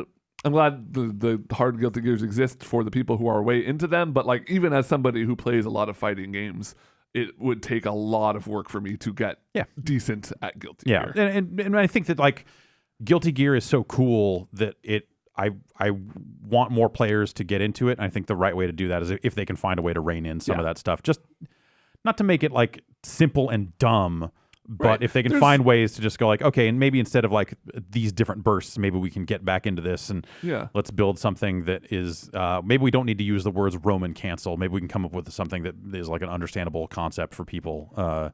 And like you said, they kind of achieved that with Dragon Ball. As a game you can point at and be like, this is something that you can pick up and at least have a little bit of fun with if you don't understand the complex systems underneath. Yeah, so I think if they can split that difference, that'd be pretty cool. Halo Infinite will come out next year. Yeah. We all thinking that's going to be a launch title. Right? Yes, that is. That's coming to Xbox One and to Xbox Series X.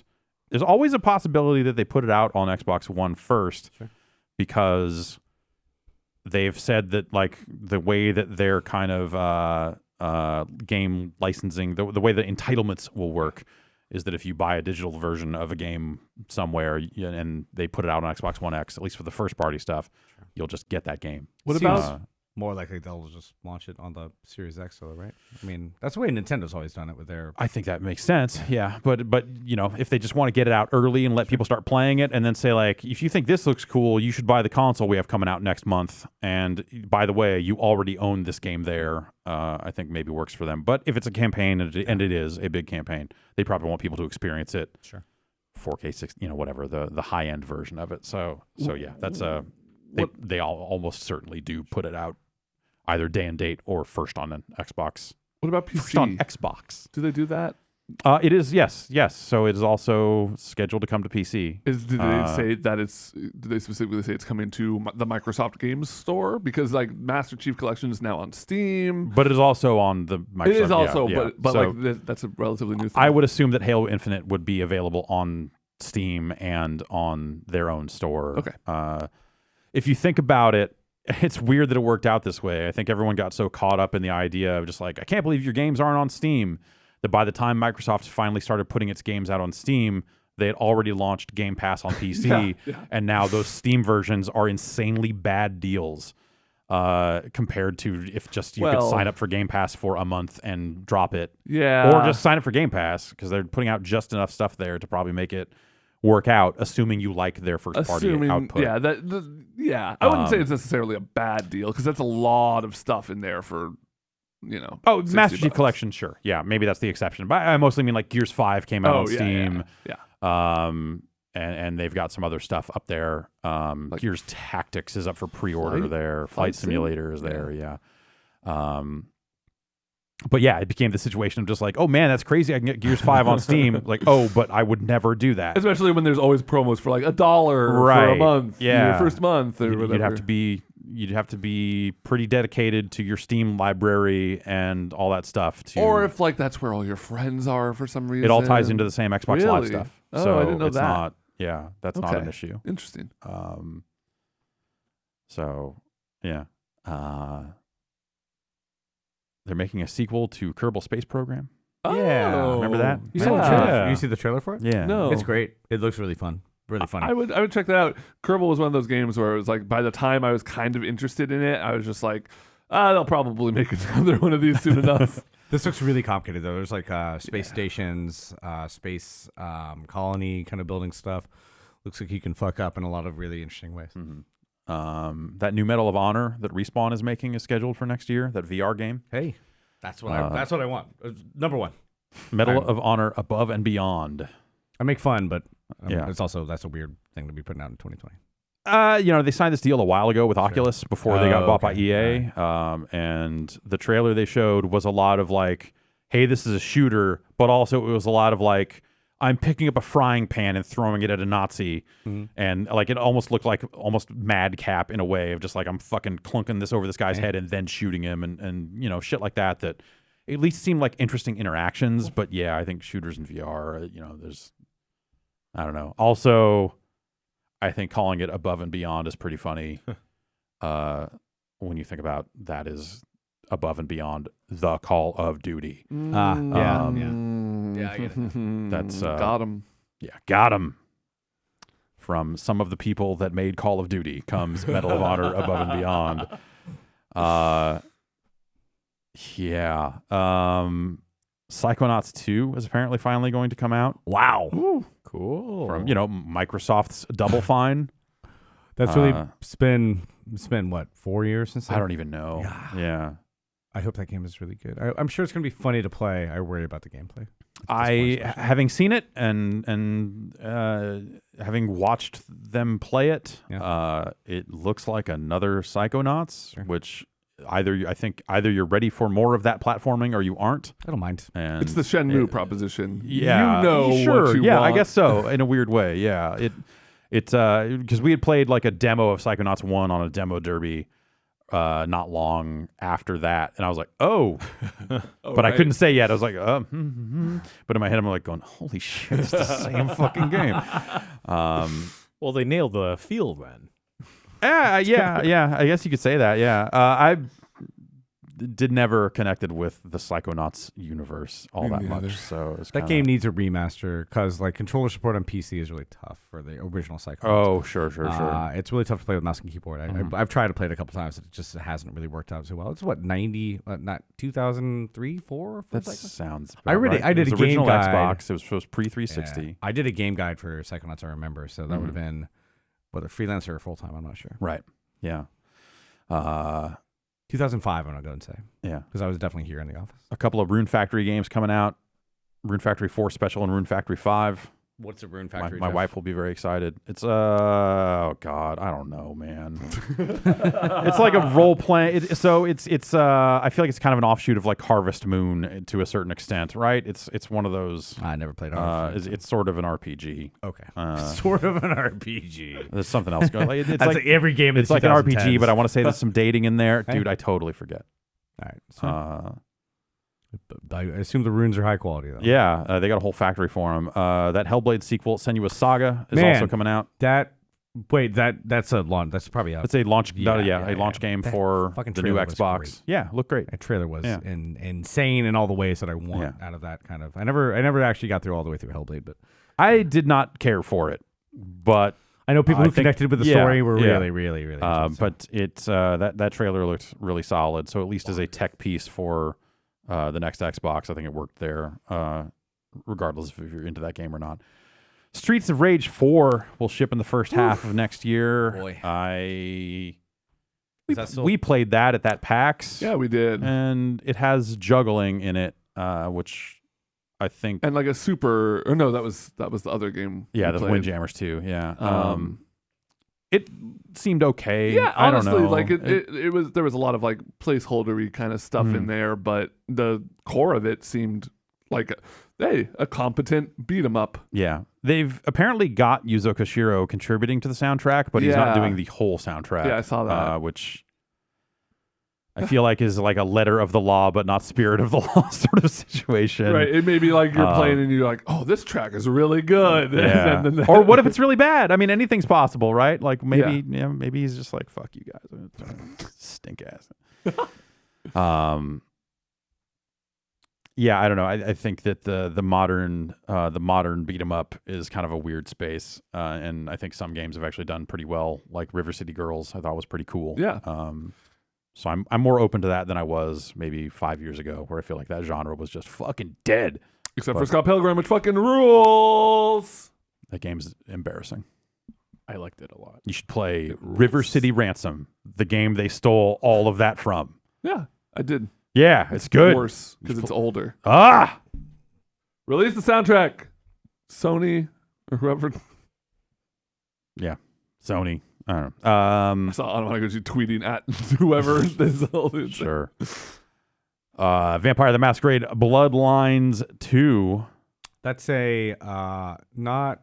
It's a vampire game. I know, but it's who's the guy who did the original Vampire? Who's on it? I think Avalon's involved in that. He is, as well. yes. Yeah. But it was somebody Kara else. Ellison is involved in writing that. There was somebody who's at Obsidian who worked on early Alpha Protocol who left to do Alpha Protocol. I forget his name, but a lot of the old Obsidian people. What was it? The studio that did the first Vampire Masquerade game? White Wolf was a publisher. Yeah, right? yeah. White Wolf was definitely the publisher. Was it Paradox Interactive for that one as well, or are they only doing I don't this know. sequel? Paradox is a name I haven't heard in a while. Yeah.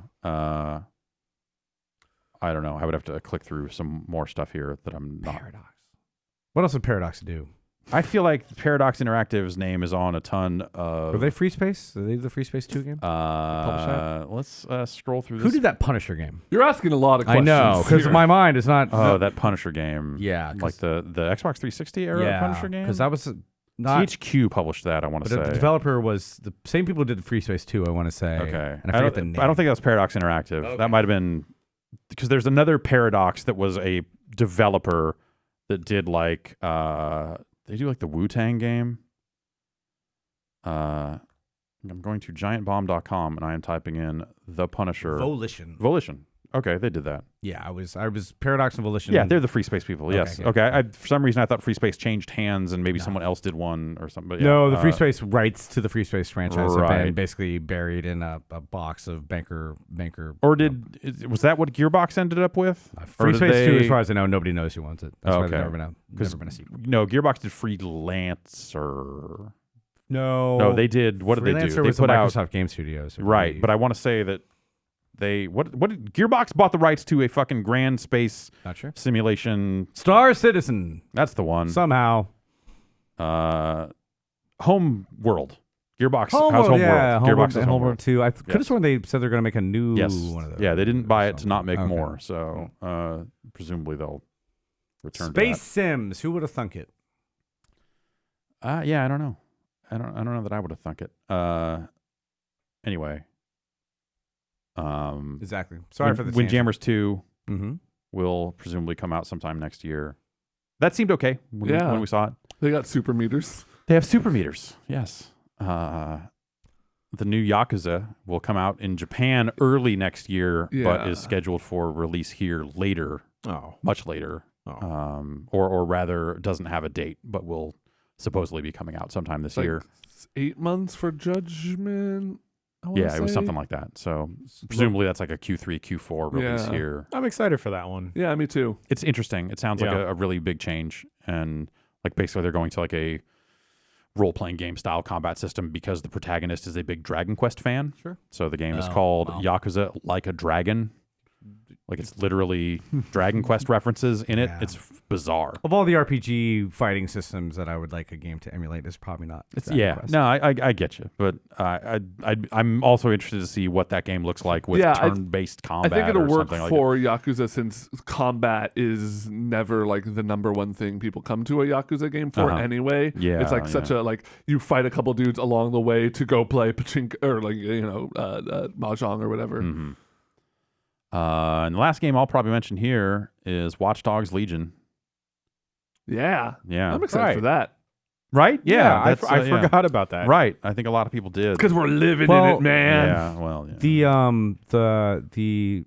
The Siege game is supposed to come out too, the virus one, right? Quarantine. Yeah. That was all delayed after Breakpoint failed horribly. Yeah. That was still one of my weirdest stories of the year. Like you play Ubisoft, like, hey, Breakpoint failed. We lost $750 million on these two games, so we're going to delay the ones we have coming up to make them better. Great on them, good on them, but it's still just bizarre. Yeah, that's got to be a hard hit to take. But also, like Rainbow Six Siege has taken off for them and has legs in a way that they For probably Honor's still didn't doing really anticipate. well. So maybe they're probably being buffer it floated out. by a lot of that stuff. Watchdogs Legion, high potential to be a disaster, I think. It looks really cool, but the way they've set up the complicated systems feels like it could be very unfun. I feel like looking at that and looking at their complicated systems, I feel like I saw a handful of ways where they could just kind of like fudge it or like not go all the way with all those like pedestrian systems and recruit anybody. Yeah, recruit anybody, play as anybody, help anybody, to get them, to recruit them, to do all this stuff. Like it feels like there's a lot of ways for that to just be kind of rubber stamped into the environment of just like, here's another granny that is this type and this type and this type, or like Geist, the old the one where you're like a little spirit. And you go into different bodies and play as anybody. Yeah, that's been done before. There was an arcade game that is that called Avenging Spirit, that is like a side-scrolling version of Geist, pretty much. That I was also into. There's a Game Boy. Anyway. Watchdogs Legion. You're reminding me to cancel my Uplay Plus. You still have that, huh? You are not playing. Yeah, I'm not playing Breakpoint anymore. Yeah. Breakpoint just came out to Stadia this week. Wow. Oh, let me get one of those Stadias right now. Well, so it's the first Stadia game to take advantage of something that is not on the other platforms. It's the first one to do that thing where you can see video streams of your co-op players on screen. And so I'm curious to see that, but also that relies on me to have friends that play on Stadia that then also decide to buy Breakpoint of all things. It was tough to find people on Uplay Plus playing. It's tough to find people Breakpoint. that want to play Destiny 2 on Stadia, and that is free to all Stadia owners. Yeah. Since I mentioned it on the last regular Bombcast, I mentioned that I just was accepting all friend requests on Stadia, and I got another 40 friend requests there. So I probably have a significant percentage of the overall Stadia audience on my friends list now. And still, it is not a ton of people that are ever active playing. It's not like 10 people are online playing games right now. Like even Friday night, like I'm checking different times a day, and it's never more than 1 or 2 people, and it is almost always Destiny. And it's just, man. But yeah, I want to see what that version of Breakpoint does, because at least that's something that the other versions aren't doing. Third-person shooter like that would probably play pretty well on that platform, I assume, if anything plays well. I feel like that game is like fudgy is not the word, but just like it's loose enough with the controls and shooting and stuff that like playing that in on a video stream, I'm sure it's fine. Well, but did you guys talk about the Breakpoint news on the Bombcast or whenever it came out? Like they're saying they're going to go back and maybe remove like the looting and the leveling up stuff. Because they said, we know the old... That's the whole thing in that game, though. Well, they'll probably add like a hardcore game mode where none of that stuff... like a tier 1. Oh, yeah. Kind of. Yeah. I would assume not removing entirely, but they definitely said, we've heard your complaints. We're going to rethink this a little bit. I don't think that gets them there. I know. And I wonder if Watchdogs Legion ends up being a game for this generation of consoles by the time all is said and done. We'd have to go look at the financials and see where they delayed it to. They think they just said out of the fiscal year, from what I recall. So that means past March, right? Probably. So like the closer they get to the end of this year, the closer it gets to just being, or maybe not just being, but maybe also being a PS5 and Xbox game. Didn't Black Flag do that? They had 2 versions of Black Yes, Flag. they did. So Yeah. Ubisoft's well aware. and I think probably They are definitely some cross-generation players. They also announced Watchdogs for Stadia, and I wonder. Curious why they don't go back and put on Watch Dogs 2. It's theoretically a free port, right? You don't have to really do much work on it. Well, so the Stadia server blades all run Linux, and I think need Vulkan. Oh wow. And so I think it's a matter of you have to port your game to Vulkan, which is why Doom was up and running so easily because it is out of them. They were already doing all that stuff, and other developers kind of have to do some work here and there. That's my understanding of it, but I could be wrong. Stadia thing, Stadia on my phone or at work or something like that, it would work great for turn-based shooters or turn-based, strategy games. But apart from that, it's the whole cloud thing. I guess 2020 will also be the year where we start to hear even more about that. Obviously, Stadia's out there; they will launch their free tier presumably, and also Microsoft's Project xCloud will only continue to get closer to being out there. Is Sony out of that whole market? I know they had Now. No, they still have Now. Now actually around? transitioned into more of a Game Pass like service where you can download the games. And you don't have to play them on a video stream. They killed their TV, right? Right. Okay. Yes. PlayStation View is the one that's going away. But PlayStation Now still exists. They have beefed up the service, but they will not commit to putting their first-party games out on it day and date the way Microsoft does. So what do we have now? We have Stadia, Xbox coming up, Sony has one, GeForce has now. one. Who else am I missing here in streaming? There's one. There are a handful of companies that are trying to do streaming services focused on retro games. Okay. Which is weird because the timing on I know. older games is super tight. Let's play Street Fighter Super with Didn't EA have something at an E3? Yes. They said, hey, we're showcasing off a little bit of technology here, but and Ubisoft also talked about caring about it, but also they're on Stadia. So Amazon AWS is what some of these services are running through, but you have to assume Amazon's buying a huge amount of. They're buying game companies, right? And they own Twitch here and there. They own Twitch, so they're deep in the video streaming game. Amazon AWS is big in the cloud game, so they've got data centers and Twitch gaming. You just load up a Twitch and you're just playing a game right on there. Seems like it might be an easy win for them. I could see them. Trying to think how to phrase this. Yes, they are definitely thinking about this. How about that? Yes, they have. I'm not saying I know anything about this. I'm just assuming. I'll say yes, they are absolutely thinking about doing something like that. Whether or not, and I wonder now post Stadia how they feel about it. Because the issue with Stadia is that they're creating a whole new ecosystem and selling games from the get-go and all that other stuff. And that's the area where Microsoft will kill them. Sure. Is because Microsoft already has millions of people that own games.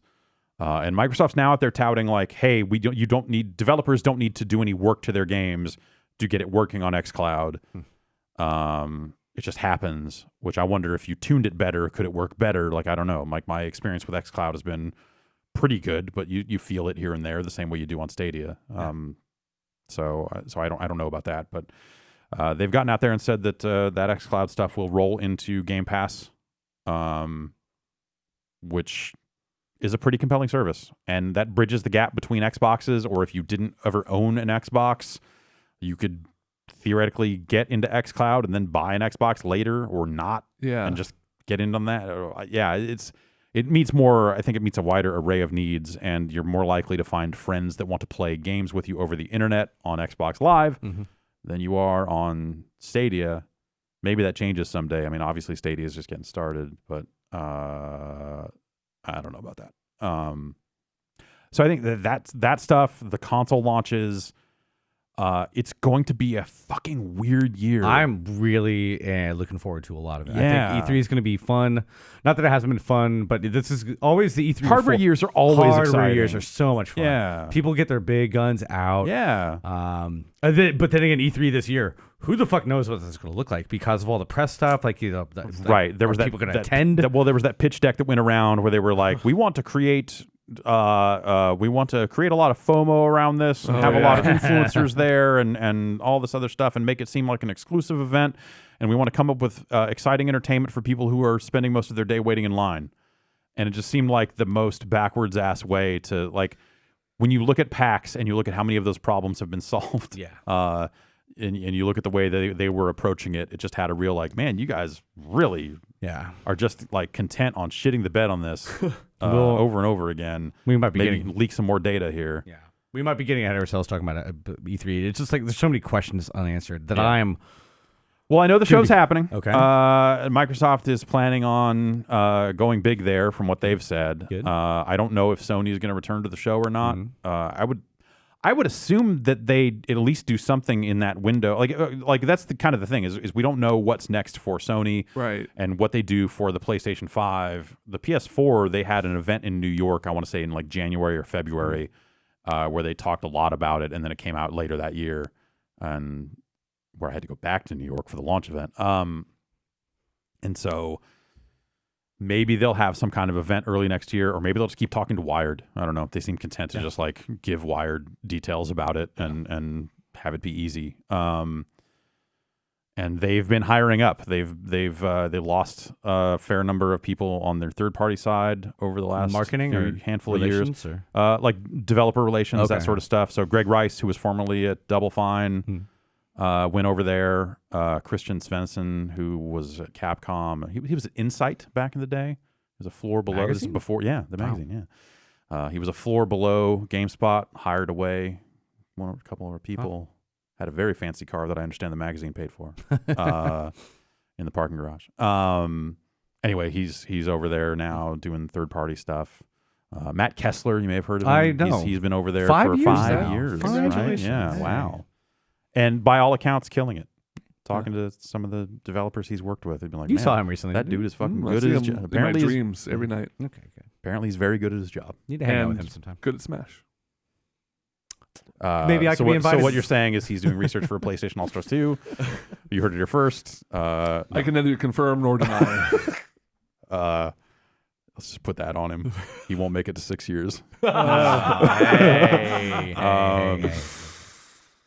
Very exciting year ahead, I think. I'm so I was looking back over my Game of the Year stuff. I didn't play my Switch at all this year. I barely played any. I barely turned on the PS4. I did not play a ton of Switch games either, as it You turns do out. that, Switch Yeah, they have year that in thing. review That thing? year in review thing came up and was like, one of your 5 most played games was Burger Time Party, and I was like, man, I played that for an episode of UPF. I've seen people say that that thing's broken. That thing's broken. Yeah. Like if you leave games running in Oh, like done that. in suspend mode or something, that it's going to count all that time. But So this was basically a PC year for me. Like I played almost everything at my home on my PC. But Yeah. even so, the hardware launch console stuff is always just so much fun.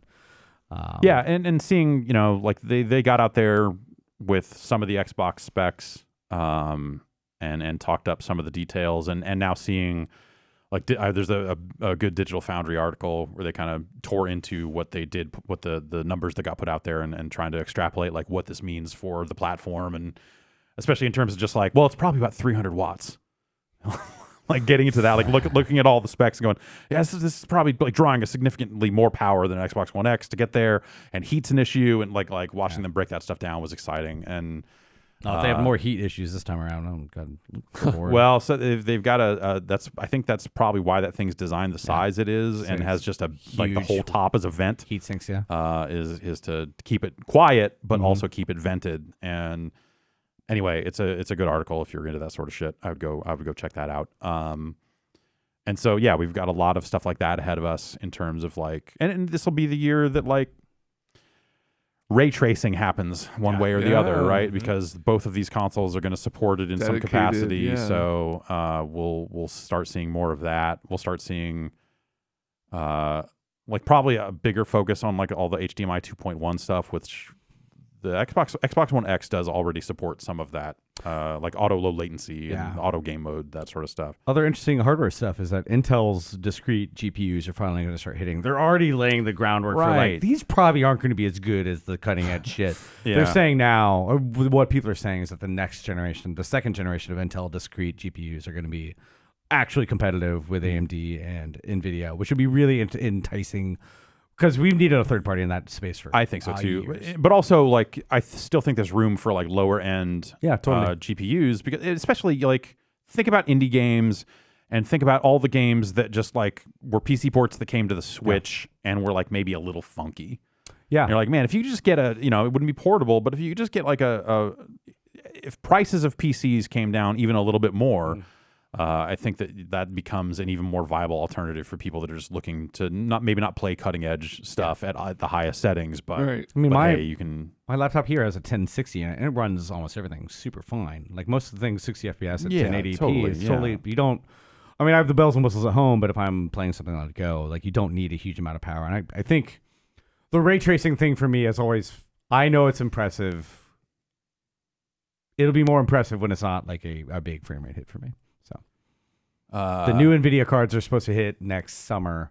Yeah. Like the 30 whatever's, and that is going to be when it's going to be right. That'll probably be But I'll say I bought that 2080 Ti and played Control on it and didn't see the frame rate still is fine. And that's at 1440p. Fucking better be. Yeah, well, for the amount of fucking money I put into that motherfucking video card. Control, man. So I played Control without, and I saw some ray tracing stuff, but I felt it was fine without it. I don't think it's vital. Even on PS4, that game looks gorgeous. I wouldn't say it's vital, but I definitely, it felt like the first game to make the ray tracing stuff make sense of just this actually adds to the atmosphere of this game. Cool. Just the reflections and, looking through a window and seeing what's on the other side and seeing yourself reflected back in it in a very realistic way and all that cool shit. Beyond the tech to that. Beyond the, seeing a high quality video game that also takes advantage of this stuff that you had kind of seen in tech demos. You're like, okay, no, I see why this stuff might matter more down the line. There's going to be Control DLC this year too. Yeah. They've already announced that single player DLC. That's my number one. Yeah. I really hope they expand that game in a way that makes sense. But from the strength of the writing in that first game, I expect them to do really well, and I'm really looking forward to that. I hope so too.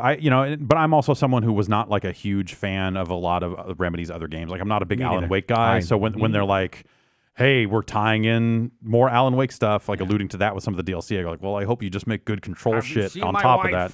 Because if it's just a bunch of Energizer batteries everywhere or whatever, I'm like, hey, maybe I'm out. So I think it's a very exciting year. Maybe it's time for us to unload the truck a little bit. Well, let me take a little break first. Yeah? Yeah. You want to take a little break? I need to urinate. Y'all are soft. We'll take a break. We'll come right back, and we'll get this truck ready.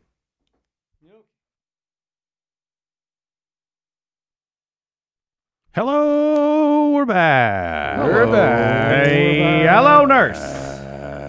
Matt, Rorie, we got this is the last day of yes, the year, the year, and also the final day of extended free trials. Yes, correct. GiantBomb.com/free trial 30, free trial 30, free trial 30, free trial 30. Okay, you get 30 days free trial. Giant Bomb Premium if you're not premium. Normally it's 7. Normally it's 7. Yeah, that's more. That's more. So we have extra free trials. If you're listening to this, don't know premium is, try it out. Yeah, give it a shot. There's a bunch of stuff on there. Yeah. Hey, it's been a good year for premium, I think. Yeah. Your support keeps this website rolling. Yes. Let it roll on. Check out the free trial. Also, giantbomb.com/giveaway. We were approached by our friends upstairs who said, hey, we're giving away some consoles. Why don't you get on this? Nalaska says, hey, would you be into this? And I was like, I guess. I don't need the console. Yeah, it was more like, that's an opportunity we should definitely pass along to people that use the site. Why not? Easy enough to do. Last day did that too. You can do it all today, and you have a chance to win an Xbox One, a PS4 Pro, I believe, is the number one prize, and also a Switch is in there. Like Switch Lite, I think it is. I think that's the real number one prize. Wow. So last day to do that, should be able to find.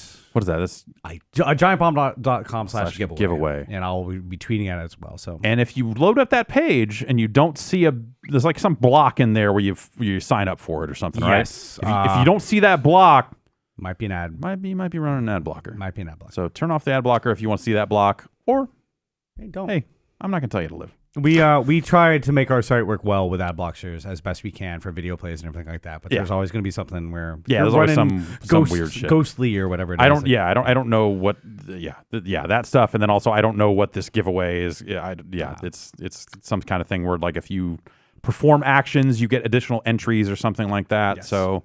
It's only available to Canada, U.S., and the Puerto Ricans. I apologize for our overseas friends. Yeah.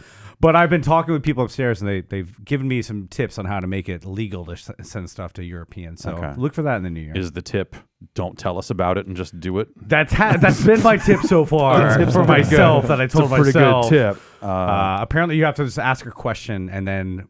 Right. You make it a quiz or something. No, right? you just ask a question like, "Hey, what do you think about Giant Bomb's premium?" Blah blah blah, and then everybody who responds, you just pick a winner, and then like, "Hey, it's not a sweepstake," or I could be telling. Sorry. Yeah, So that's what I said. It was like, "Hey, just ask a question, and whatever one you like, just say it's not a contest, it's not a giveaway. It's like, hey, I liked what you did there. Yeah, send you nice something. work. We're gonna send you a little something. You solved that math problem real good, Canadian. Yeah. Anyways. giantbomb.com/giveaway, giantbomb.com/free trial. Get a console because you probably don't own one of those, right? You probably don't know all of them. Get the one you don't. Yeah. I wonder. Yeah, that's the Giant Bomb audience, and we haven't necessarily run these numbers in some years, so I could be wrong as we've grown. But last time we ran those numbers compared to a lot of other game sites, the number of games per month that the Giant Bomb audience was buying was like 10 times. Hell yeah. Like Gamers rise up. That's right. The people that are using this website fucking play some motherfucking video games. Unlike some other gaming websites. No, anyway, that actually is actually Take that, gamesindustry.biz. Oh shit! Yeah, Ben. That's 2020. We're popping off fucking beat. It's all love. It's all love. Talk about vegan ramen in the break. We know you want the beef. He wants the beef and the smoke. Smoked beef? Smoked beef. Smoked beef. Let's back this truck up. Yeah. Oh boy. 2020 is approaching. It's tomorrow. Okay, The new year is tomorrow. Uh-huh. And I thought, well, Matt Rorie, you weren't here the last time we did this, but there's a certain process, a certain song that must be played whenever we're dumping a truckload of voicemails. And I said, I could just come in here with the same old tune. It's a hit. It's a mega hit. But you know what you do to a hit to make it even better? What? You do a mother effing remix. Jan! You are now listening to the Voicemail Dump Truck Remix. Voicemail Dump Truck Remix. Voicemail Dump Truck Remix. This is dope. Shit. Voicemail Dump Truck. Please don't talk to me. How'd you get Stephen Hawking? Please don't talk to me in the Voicemail Dump Truck Remix.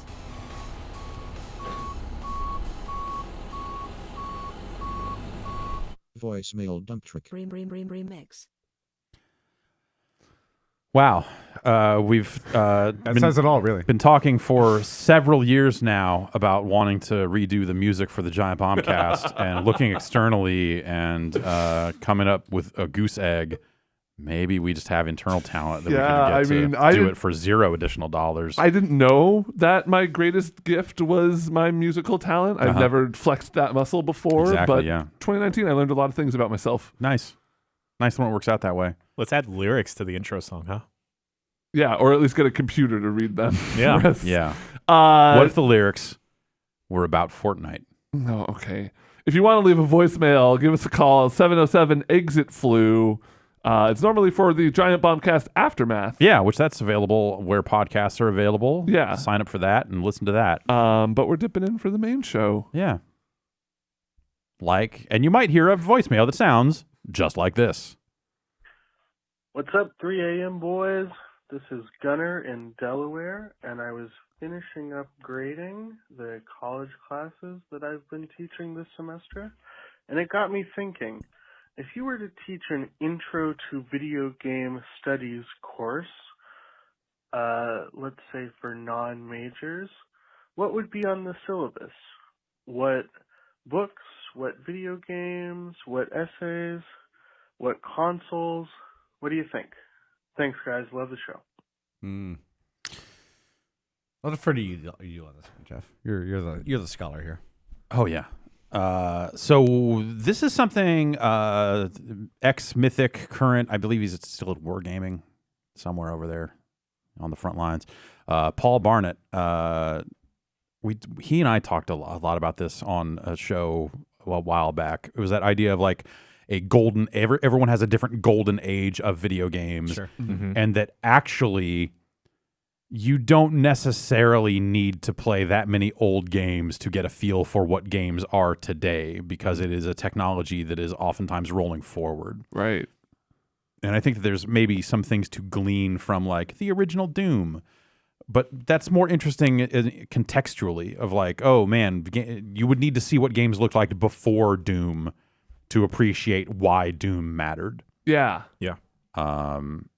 And as a result, I feel like like an intro to game studies or something. I think there's plenty of like, critical dissections of games out there that you could take a look at. That's never been like, we always back in the day approached reviews as more like product reviewy as opposed to that type of criticism. And I think that there's definitely a place for that sort of stuff.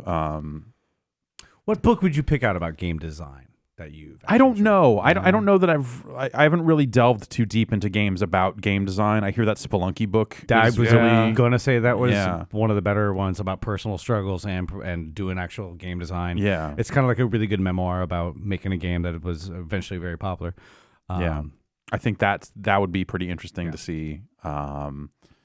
It's tricky with like a non-major like class like that. Like I took before I was in college, I would take like a film studies course, and I feel like with non-major courses like that, sorry, back up, with like major specific, like if you're a film major, you're taking a lot of courses that are like American cinema post 1973, and it's like very specific niche, or not niche, but very specific lanes, right? Whereas if you're trying to do something broad and just talk about like video games as a whole, right?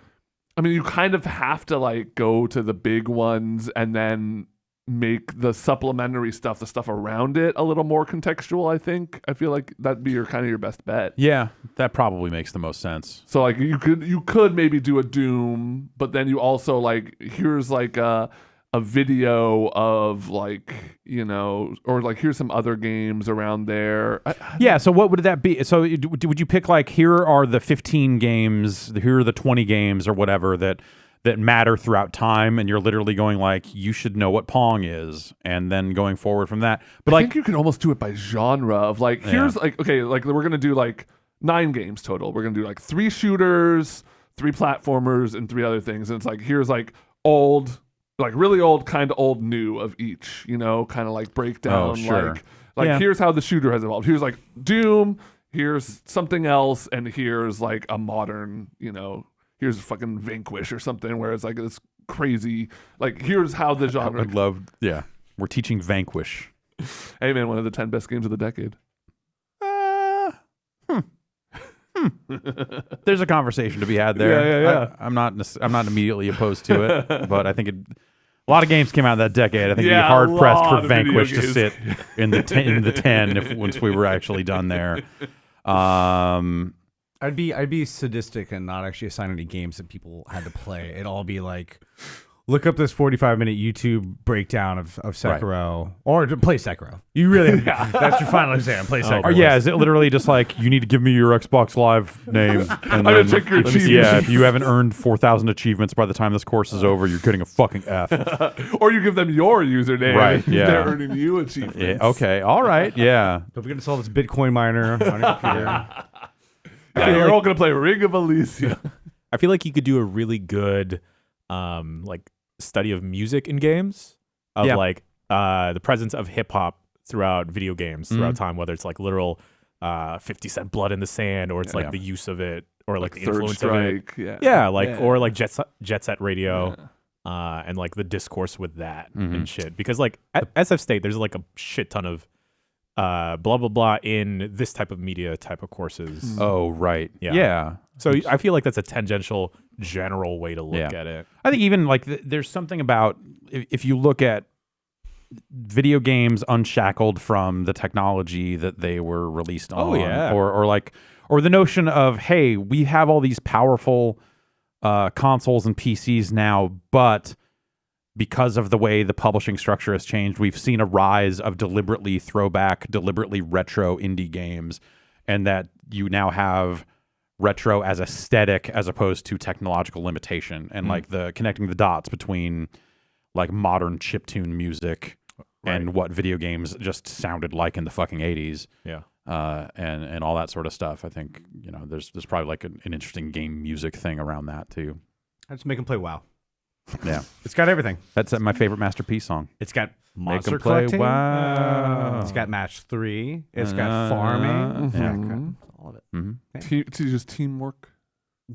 And cursing too. A lot of name calling in this. Yeah. Good question. Yeah. Hit me with the next one. Oh, hey. I was in a used video game store the other day, and I saw a Nintendo Virtual Boy, and I'd never seen one before. Have you ever messed around with one? I didn't know anything about it. Anyway, thanks. Bye. I remember. I'm aging myself now. Mhm. I remember the demo display units for the Virtual Boy and like Toys R Us? Hell yeah. Toys R Us I played or one at Toys R Us. Electronics Same. Boutique or something. Not impressive. I remember when they showed it off at E3, and they had it out on the show floor. And Did it blow your mind, or was it just like No, what the no, fuck not are at they all. doing? Okay. No, like they announced that thing, and they had some kiosks out there with like Teleroboxer, which is like a Punch-Out style Could you game. see it with your colorblindness? Yes. Okay. Yeah. Okay. All right. It's not that I can't see red at all. It means like when red is in things, Okay. from a contrast perspective, it sometimes disappears. That would have been the most Yeah, ultimate, right, like you put it on E3 a- demo. I don't Like know. I don't know, guys, it's working. Like what the fuck? Doesn't seem like it's going. I've had VR demos that went like that. Okay. Not due to color blindness. It seemed like a joke at the time. Yeah. You looked at it and you went like, okay, that it's in 3D, but even the 3D didn't seem great. And you really have to get right in the right area, looking into it just so. Was there like a tennis game? Yeah, it came with a Mario Tennis game. Was it Or a Wario Wario Tennis, actually. Yeah. I remember I played that at Toys R Us. I was probably like 7 or so. It gave me the worst headache. Yeah, there were a lot of reports of headaches coming out of that thing. But yeah, it just sucked. It just sucked. Like the platform was not powerful, and so it was like Game Boy-esque games. Yeah. But they were all red against black backgrounds, and it's interesting. And the controller was weird because it had 2 D-pads on it. That's right. What? Yeah, it has like A/B buttons. It has an A/B button on either side and D-pads on either side. Oh, weird. And so emulating Virtual Boy games is actually a little weird Yeah. now because no controller has quite that. You can approximate it. Was that a Nintendo in-house thing, or was that something that somebody came up and brought to them? It was. Yeah, it was. It I was. just wonder if some weird origin story for that whole The origin technology. story for it, if I remember right, is interesting. I want to say it's Gunpei Yokoi, the same. I'm probably mispronouncing his name. Yeah, like legendary dude. Like it was kind of an abysmal failure and a weird dark. It was a black mark on his record of like making fucking bangers. Yeah, that thing failed almost immediately. I bought mine on clearance. They only made like 4 games for it, right, or something? No, there's like more in 30-ish Japan, or something. maybe? Yeah, Okay. there's a handful that did not come out in the U.S. But most of them, I want to say, did. But it's like 20 to 30 games. There's actually Was that 87, 88? no, it was No. mid 90s. Yeah. Okay, really? Because E3 didn't start until 95. I so, was yeah. over. I thought that was earlier than that. Yeah, no, well, it wouldn't have been mid 90s. Maybe this was CES. Maybe this was pre E3. It was definitely. It had to be like post 94, 3, 4 for me to remember. Okay, it was released in 95. Okay. Man, I was way off. Yeah, so yeah. It was so memorable. I totally didn't remember when it came out. Okay, so let's see here.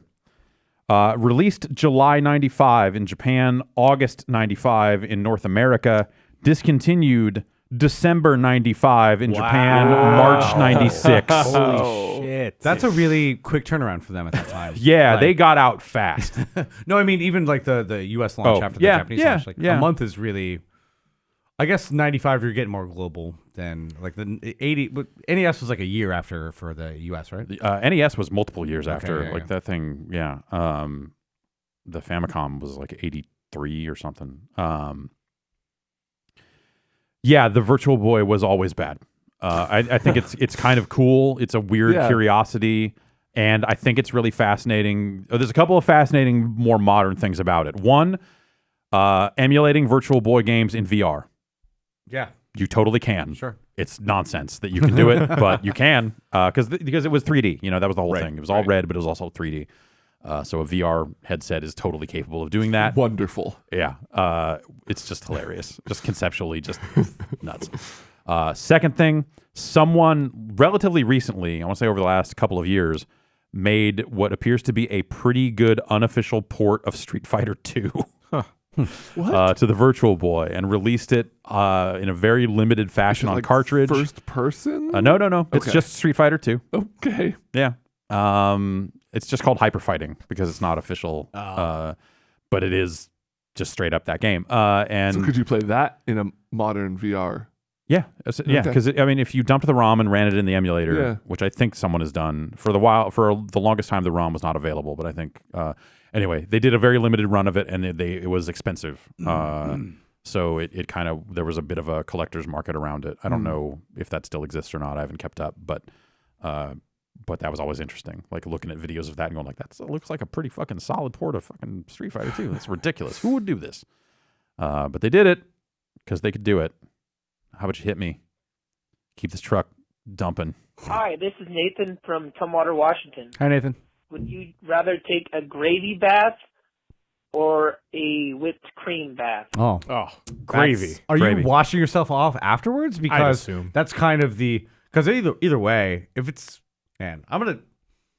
that's a big question. Let me tell Whipped you. cream will blast off your body in the shower. But it's also Uh, so sticky. Yeah, so Oh, as you know, somebody you're right. who used to professionally get pied at carnivals, whipped cream, if it gets in your hair at all, Okay, yeah. will masticize, especially if you're outside. Say and, like, masticize? I did. I don't know if I used that word right. did not. I'll allow it. So did you also let people chew on your hair?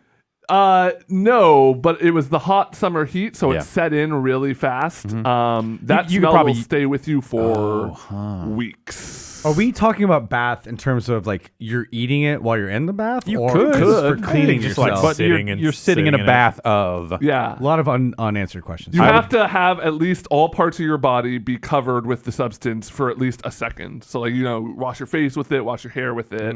Wash your eyes out. Well, I mean, like when you take a mud bath, you're Yeah, not you don't really washing always. yourself Yeah, you off. don't put You're your. No, kinda but this chilling. is a- and you don't this is necessarily different. get it in your face and hair. But you do for this. I'd still pick gravy I Yeah. think so too. because it's Yeah. warm. Yeah. Whipped cream has no weight, like substance to it.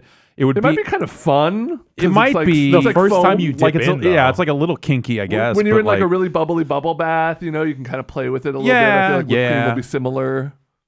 But I feel like there's no substance there, and it would just be like sitting in an empty bathtub. Yeah. But you would be sticky and gross afterwards. just like every other day for me. Yeah, more or less. So I would choose gravy. Yeah, I think that's I the think clear we're choice. unanimous on gravy. Yeah. Yeah. Gravy all the way, baby. Take That's some right. mashed potatoes in there. Just Yeah. Fuck yeah, man. Dip like a turkey leg in. now, if the question was mashed potatoes and gravy in a bathtub, I might have to go for the Oh. whipped cream. That might be a little much. Taking No, a bath I'd go in- for the potatoes. I would still choose the mashed potatoes. It becomes a different thing at that point. Put them in. I'd be disappointed in myself because I keep eating it. Yeah, yeah. You're like, this is unclean. Oh well. Well, I mean, you really have to like eat right when you get it. You want to like start yeah, it eating needs to be like hot. the longer you're in there, the less appealing eating it is. That's true of mashed potatoes and gravy in any context. Yeah, really. totally. Yeah. Needs to be boiling hot. Yeah. It Hit needs, me. to, it, need to be, it need to be hot enough to hurt me. Is the thing for it to be edible. That's how All right, I. we That, have to but move that's on. but that's how I need a bath or a shower anyway. Is I want like it to. My skin. I'm red coming out of the fucking shower. all right. Canonically, we put that one to bed. And I Yeah. think. Go ahead. This is Brett from Cleveland. I seem to be suffering from the worldwide or global hum, and I can't sleep, and it's driving me insane. So my question to you is, what's the most annoying video game noise? All right. Did he say worldwide hum Yeah. Yeah. was keeping him from sleeping? Is The that global hum. tinnitus or something? Apparently that's a thing. Hey, I'm curious. I use a white noise machine. I have so much hum. I have so much noise when I go to sleep. Yeah, we do too. I did not. My wife used one, and so now I use one. Yeah. And I do as well. I can't sleep without it. I don't like it. Yeah, we've evolved into separate sleeping rooms for most nights. Me and Yolanda, because we both snore, and she Oh, gets up sure, like an sure. hour and a half before I do. So Yeah, it's yeah. kind of one of those things where it's like, okay, I love you, baby. I'll cuddle you, and then I'm gonna go. Sleep Yeah, over here. very 50s of you. I like it. I know. It's a curtain.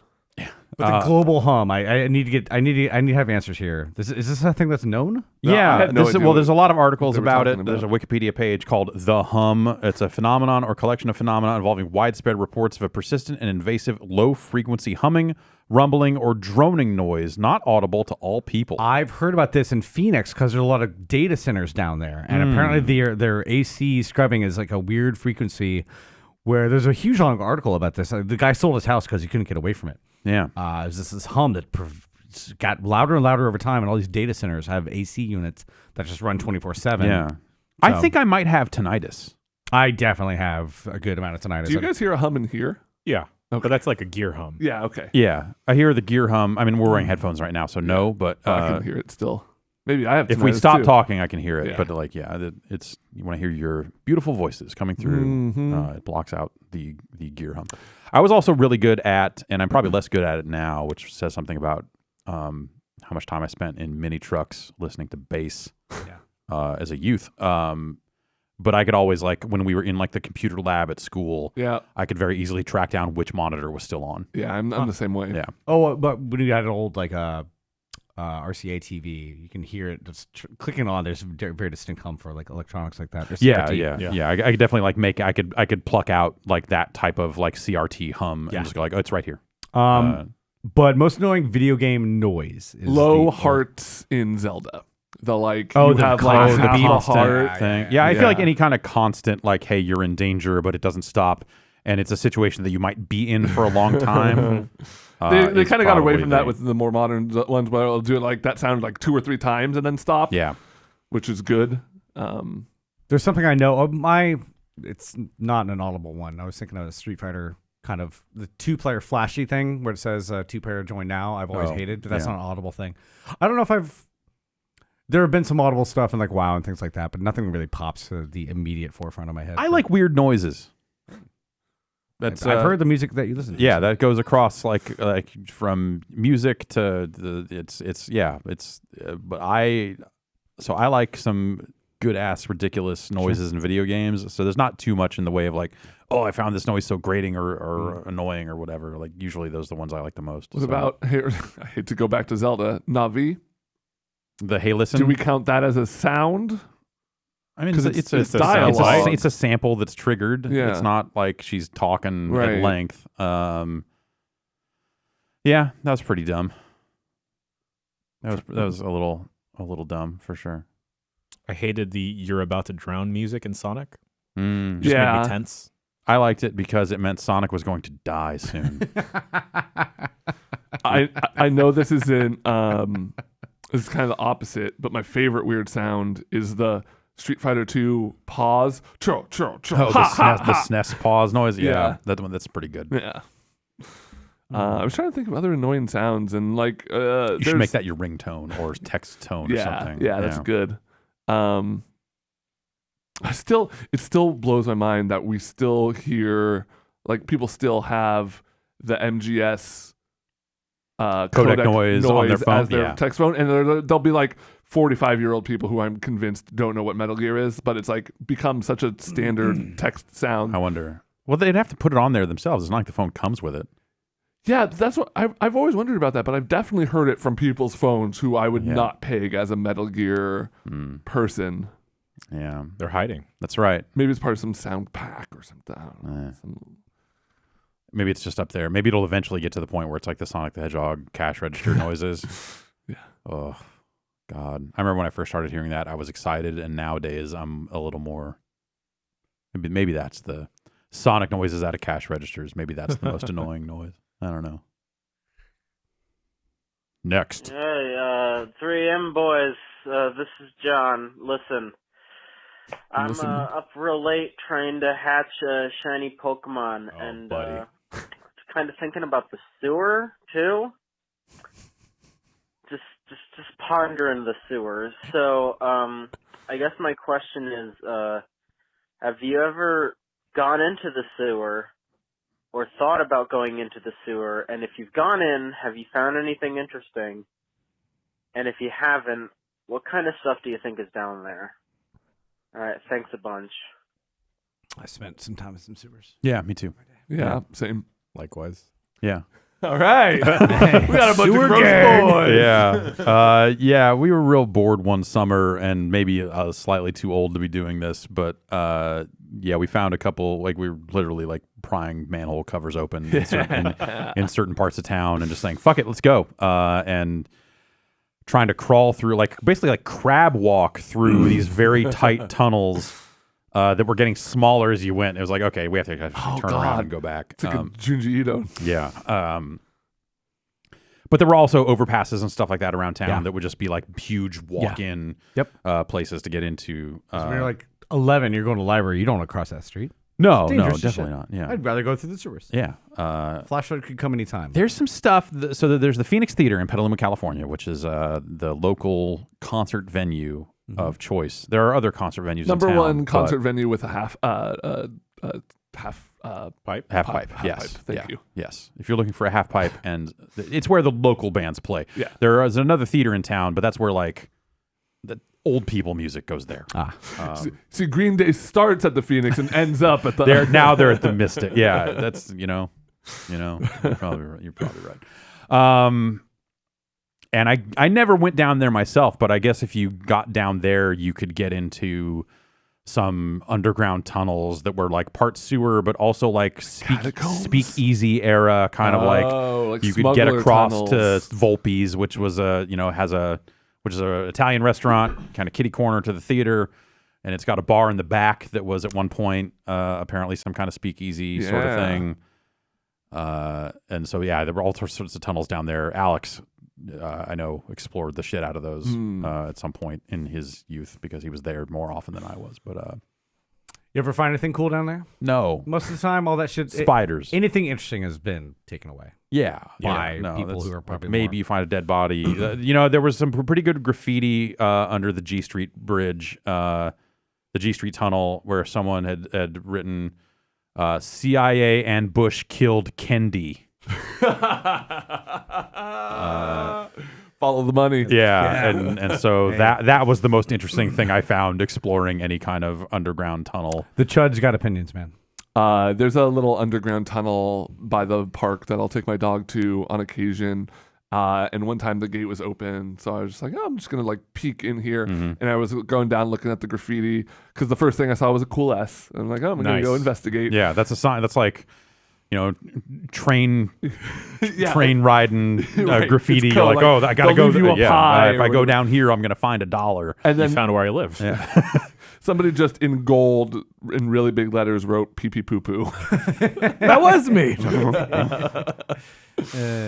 Great. Better times. Yeah. I've gone down into sewers to film for random shows. None of them ever Mythbusters, and just nothing ever fun down there. Yeah, just kind of used condoms and Yeah. Oh, so the cupcake shop I used to work for, we had a basement, and apparently there was like a newly laid brick wall that used to lead to the sewers, because apparently a lot of old retail buildings in San Francisco, their basements went straight to the sewer. Yeah. So a lot of them were connected together, that a lot of them, like, you'd find people just sneaking into other places or whatever. That's how you'd smuggle shit. Yeah. That they had to shut them all down and seal them up, or else, you'd have people sneaking into your, like, hat store. That's kind of cool. Yeah. Well, I mean, that means that, like, if you broke one of those walls down, there's a whole atrium-like area. I'm 100% sure there is a underground network in San Francisco. Yeah. Oh yeah. There's going to be the burrito tubes. Yeah. Yeah. Yeah. Yeah. Well, now Zuckerberg's probably making his own secret underground. It's not for the Underground Railroad. It's to enslave people now. It's a series of trapdoors. The reverse Underground Railroad that Facebook is building. And suck people down. Right to his mansion for indentured servitude. Put on this Oculus. It's totally cool. Oh, man, it's all colorful. Like, actually, they are taking beta signups for some new Facebook VR thing. And they're looking for people that have built things in VR before. You're going to build this whole area for us now. You're going to build your own graves. It's a mask of a cask of a Montedillo, just writ large. Would you want a VR grave that people can visit? No. Only if like there's interactive, like you can hit different buttons. No, totally. Yeah, I pop up. Yeah, and a hologram of you shows up and goes, 34. "Thank you for visiting my virtual dead body." yeah. Are you really wearing that to see my? Okay. Would you all right, would you want people to be able to hack your gravesite, to hack in, to show up with a shovel and attempt to dig up your virtual corpse? No, they Yes. just hack it so instead of hologram of me, it's a hologram of Conan O'Brien. Okay, all right. It's just that KFC VR game that came out a couple years ago. It's odd. That's Totally. okay. We're going to cut that part out of the podcast where I talked about virtual grave sites because that's my new $1 trillion idea, and that's my new startup. We've got a lot You're of looking funding for $14 interest. billion Yeah, in funding. $14 billion. You know, you hear a lot about Facebook profiles now; those need to change after someone passes away. Well, let me tell you. Oh God! We've It's built- like, oh yeah, you could team up with all the tech companies. You could team up with iTunes. It's like Yeah. your iTunes account gets locked in the grave. Yeah. and Okay. And it's like you don't retain it, but if somebody comes and visits, they'll maybe play your favorite song. Okay, like sure. 30 seconds of your But favorite you have to pay the song. licensing Yeah, fees sure, for that. of It's like course. if you want to license this It's the 30 premium seconds tier in of perpetuity. grave. You don't know how doing long a- people are going to visit this grave. You're doing a buy one get one 50% off for couples that don't want to get separated in Exactly. the virtual afterlife. Yep. Someone's going to do that and make a fucking shitload of money, and it's going to be not us. We're over here taking voicemails Yeah. instead. I'll cut it out. Don't worry. Hey, what's up, 3 a.m. boys? I just saw Rakeem live 2 nights ago, and he had like 6 dudes standing up behind him, and I'm not sure what they were there for. Like, one of them had a water bottle, and one of them had a rag, and he used 2 of those, but one of them was just on like FaceTime. I just don't know. Like, is that a job I can apply for? No. Many thanks. Have a good night. You say Rakim? Yeah. I assume Rakim, the artist. Yeah. Yeah. That is what the transcription says. Yeah. Posse member. It's not Yeah, something you can apply gotta for- can you apply gotta for. have your entourage. You gotta have your crew up there. I mean, Wu-Tang Clan shows for the longest time. Like there were 9 people, 10 if you count Capadonna, and now 9 again. I guess. Rest in peace. But there would be like twice as many on stage because everyone would have to have a towel to whip over their head or something like that, and occasionally shout. And they would, in some cases, you would go to rap shows where a lot of those guys would all have microphones too. Yep. And you're like, what the fuck? Who thought this was a good idea? Because they could just shout and give the rapper time to breathe. Sure. Yeah. No, What would- you can't apply for that. I'm sorry. You They just show up. find you. Just get Yeah. on the stage. Well, sometimes I mean, like you hear about like was it 2 Chainz who was trying to hire a blunt roller for his yeah, might have tour? been, Like yeah. sometimes those sorry, will who? pop Yeah. up. 2 Chainz. Well, I don't know him under that No, name. who's that? Did he change his name or something? I actually don't know. Do you mean Titty Boy? Thank you. Right. I forgot. This year was a long year. Yeah. No, he changed to 2 Chainz years before. He was. Did he go back? Okay, No, maybe he did not go back. there but was boy, discourse what if he around did? that this year. Was there really? Yeah, because I remember hearing about that for the Okay. first time recently. Oh, okay. No, I That's- think we were talking about Batman villains as hip hop artists. I think we went that. I forgot the context. I think we were playing that Street Fighter card game. Yeah, that'll happen.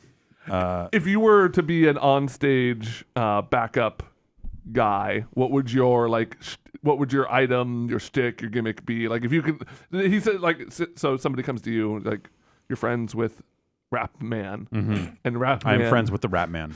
the Rap Man comes to you and says, "I need you in my crew. You can do any complete artistic freedom to have anything. It can be an instrument. It can be a prop." I would want to wear an eye patch. Okay.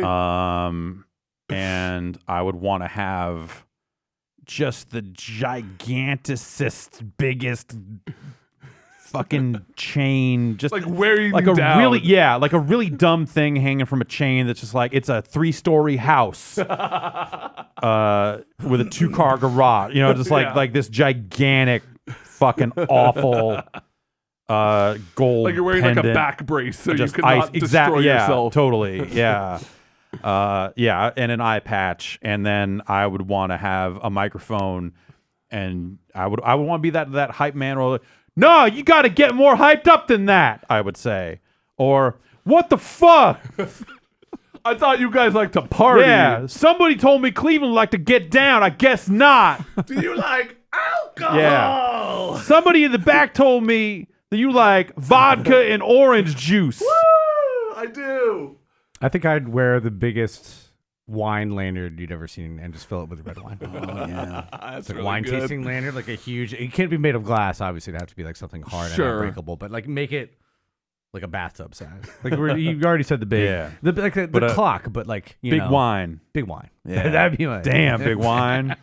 I think I'd like to just get more and more slurry as the night goes on. Like, oh boy, it's a I great love vintage you this year. all.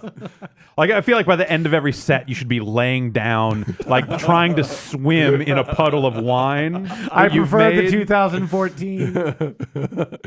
I think I'd like to dress up like like a wacky inflatable tube man and just do a tube man kind of. You're gonna get dance. so tired. Yeah. Yeah, I mean, you'd have to like He would know. you He could, did like, that for bring it Instagram. down and do like a slow tube. You know, you can. I feel like you could just lay down and put your arms up and do that to kind of when you need to regain your composure. I'd wear the video rig I was talking about earlier in this. Yeah, goggles. You'd be on Instagram, Facebook, Snapchat all at the same time. Like Yeah, all with different interfaces. But I'm also I have like a phone over my shoulder for TikToks. Yeah. And then also you're dressed up in a very steampunk-like fashion. Yes, like the Dickens Fair. Yeah.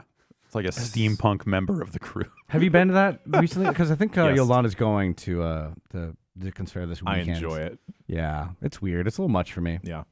How many? Let's take 2 more voicemails. How about Okay. that? All right. Yeah, it's not 3 a.m., but I need you to settle an argument. Is water food? Thanks. No. No. That's why they call it food and water. So I knew this one was going to be an easy answer, but I, for the life of me, was trying to rack my brain and try and figure the pro argument out for this because he said it's an argument, which presumably either he or the other person he's arguing with is taking a very yes. I mean, water food is food sustenance stance. and food is sustenance, so I feel like they're not entirely dissimilar. Sustenance is the capital. You're right. Okay. Food is Food is food. Water is water. I love. So my relevant story to this is Dave in Alaska and all his wisdom came over to me and gave me a Christmas present. It was a bag full of chocolate weed edibles, and I'm like, "Did you have this just to give away at some point, or did you buy this for me specifically the week I got my dog stoned and had to take her to the animal hospital?"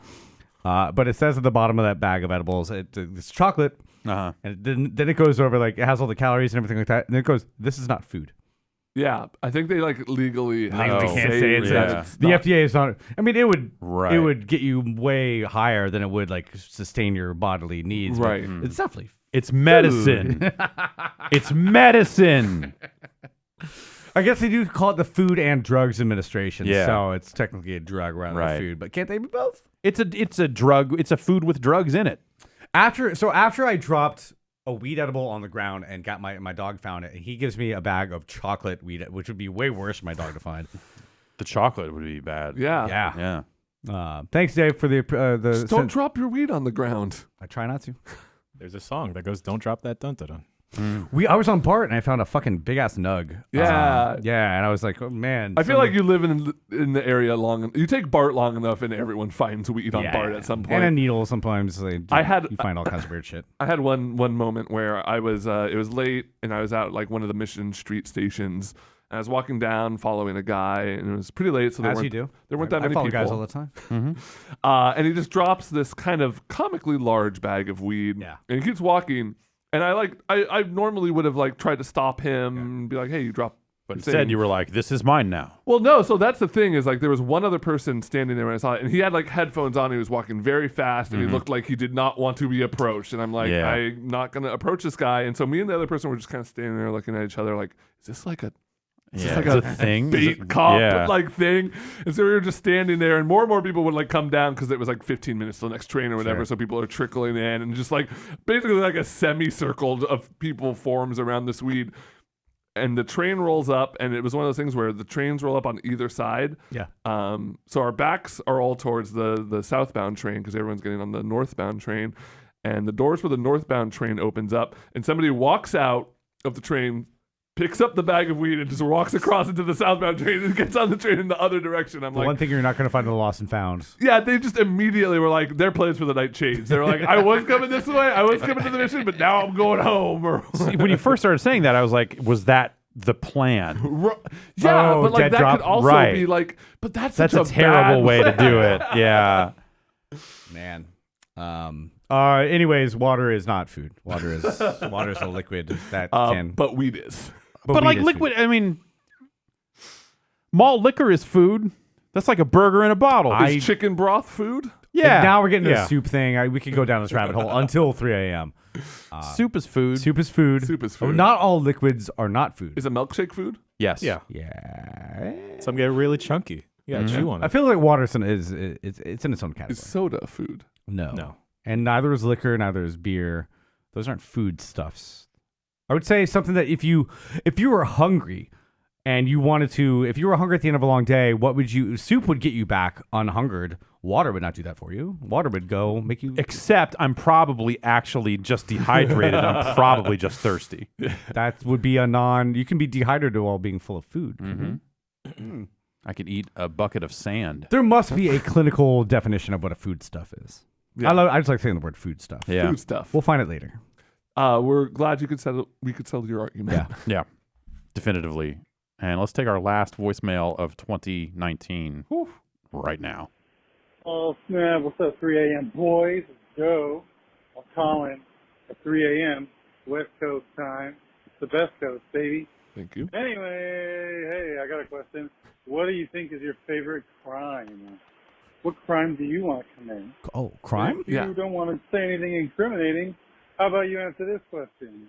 Who do you think would win? The West Coast giant bomb? I want to get focused on the crime. All right. The crime. Thanks, Joe. What's the coolest crime? Mayhem. Is that can Yeah. you be arrested for mayhem? Yeah, mayhem's Is an that actual, like inciting a riot? It's in that same Yeah. lane, I think. I actually have a story with this. Hello. Now I'm thinking he mentioned incriminating. I don't. No, it's fine. So I used to do hypothetically speaking, I may or may not have been really into graffiti, specifically wheat pasting. Okay. Wheat pasting, for the folks at home that don't know, it's like when you just paste up like a giant. The Shepherd Ferry thing. Yeah, Shepherd Ferry shit. And I was doing that a lot allegedly post a breakup early college. You had a lot of time on your hands. I had a lot of time. You a were lot of taking it out on the feelings. city. I was taking it out on the streets. Yeah. And allegedly my setup was not the most, I guess, optimum. Mm-hmm. That I'd be carrying like a Home Depot bucket full of the wheat paste mix along with the huge paper that I blew up at a Kinko's because my buddy worked there and he got it for me on the low. Nice. Allegedly. That I was climbing a ladder. Allegedly. And I thought like, oh, I don't want to make a bunch of trips. I'll just attach this bucket of wheat paste. And it was maybe like 20, 30 pounds mixed with all the shit in it to a carabiner, attach that to my jeans. Allegedly. That as I was going up the ladder, I was trying to rush up. This was maybe like, it could have been 3 a.m. actually. Yeah. That the momentum of me climbing up the ladder made the bucket sway back and forth. That by the time I got up to the top of the building, the momentum of the bucket pulled me off the ladder and into a dumpster. I wish I was making this up. Yeah. Well, allegedly. you are. Yeah. You are making this up. And then did you then get on top of that get covered in wheat paste Yes. and garbage? Yes. And then I had to Did reevaluate. the garbage stick to you more because of the wheat paste? I don't know. I was really upset at that point, and then I was just crying in a fucking dumpster.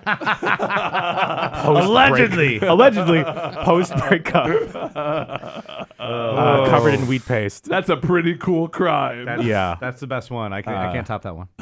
God, what a fucking time. I might have hypothetically indulged in shoplifting at one point, but that's about it.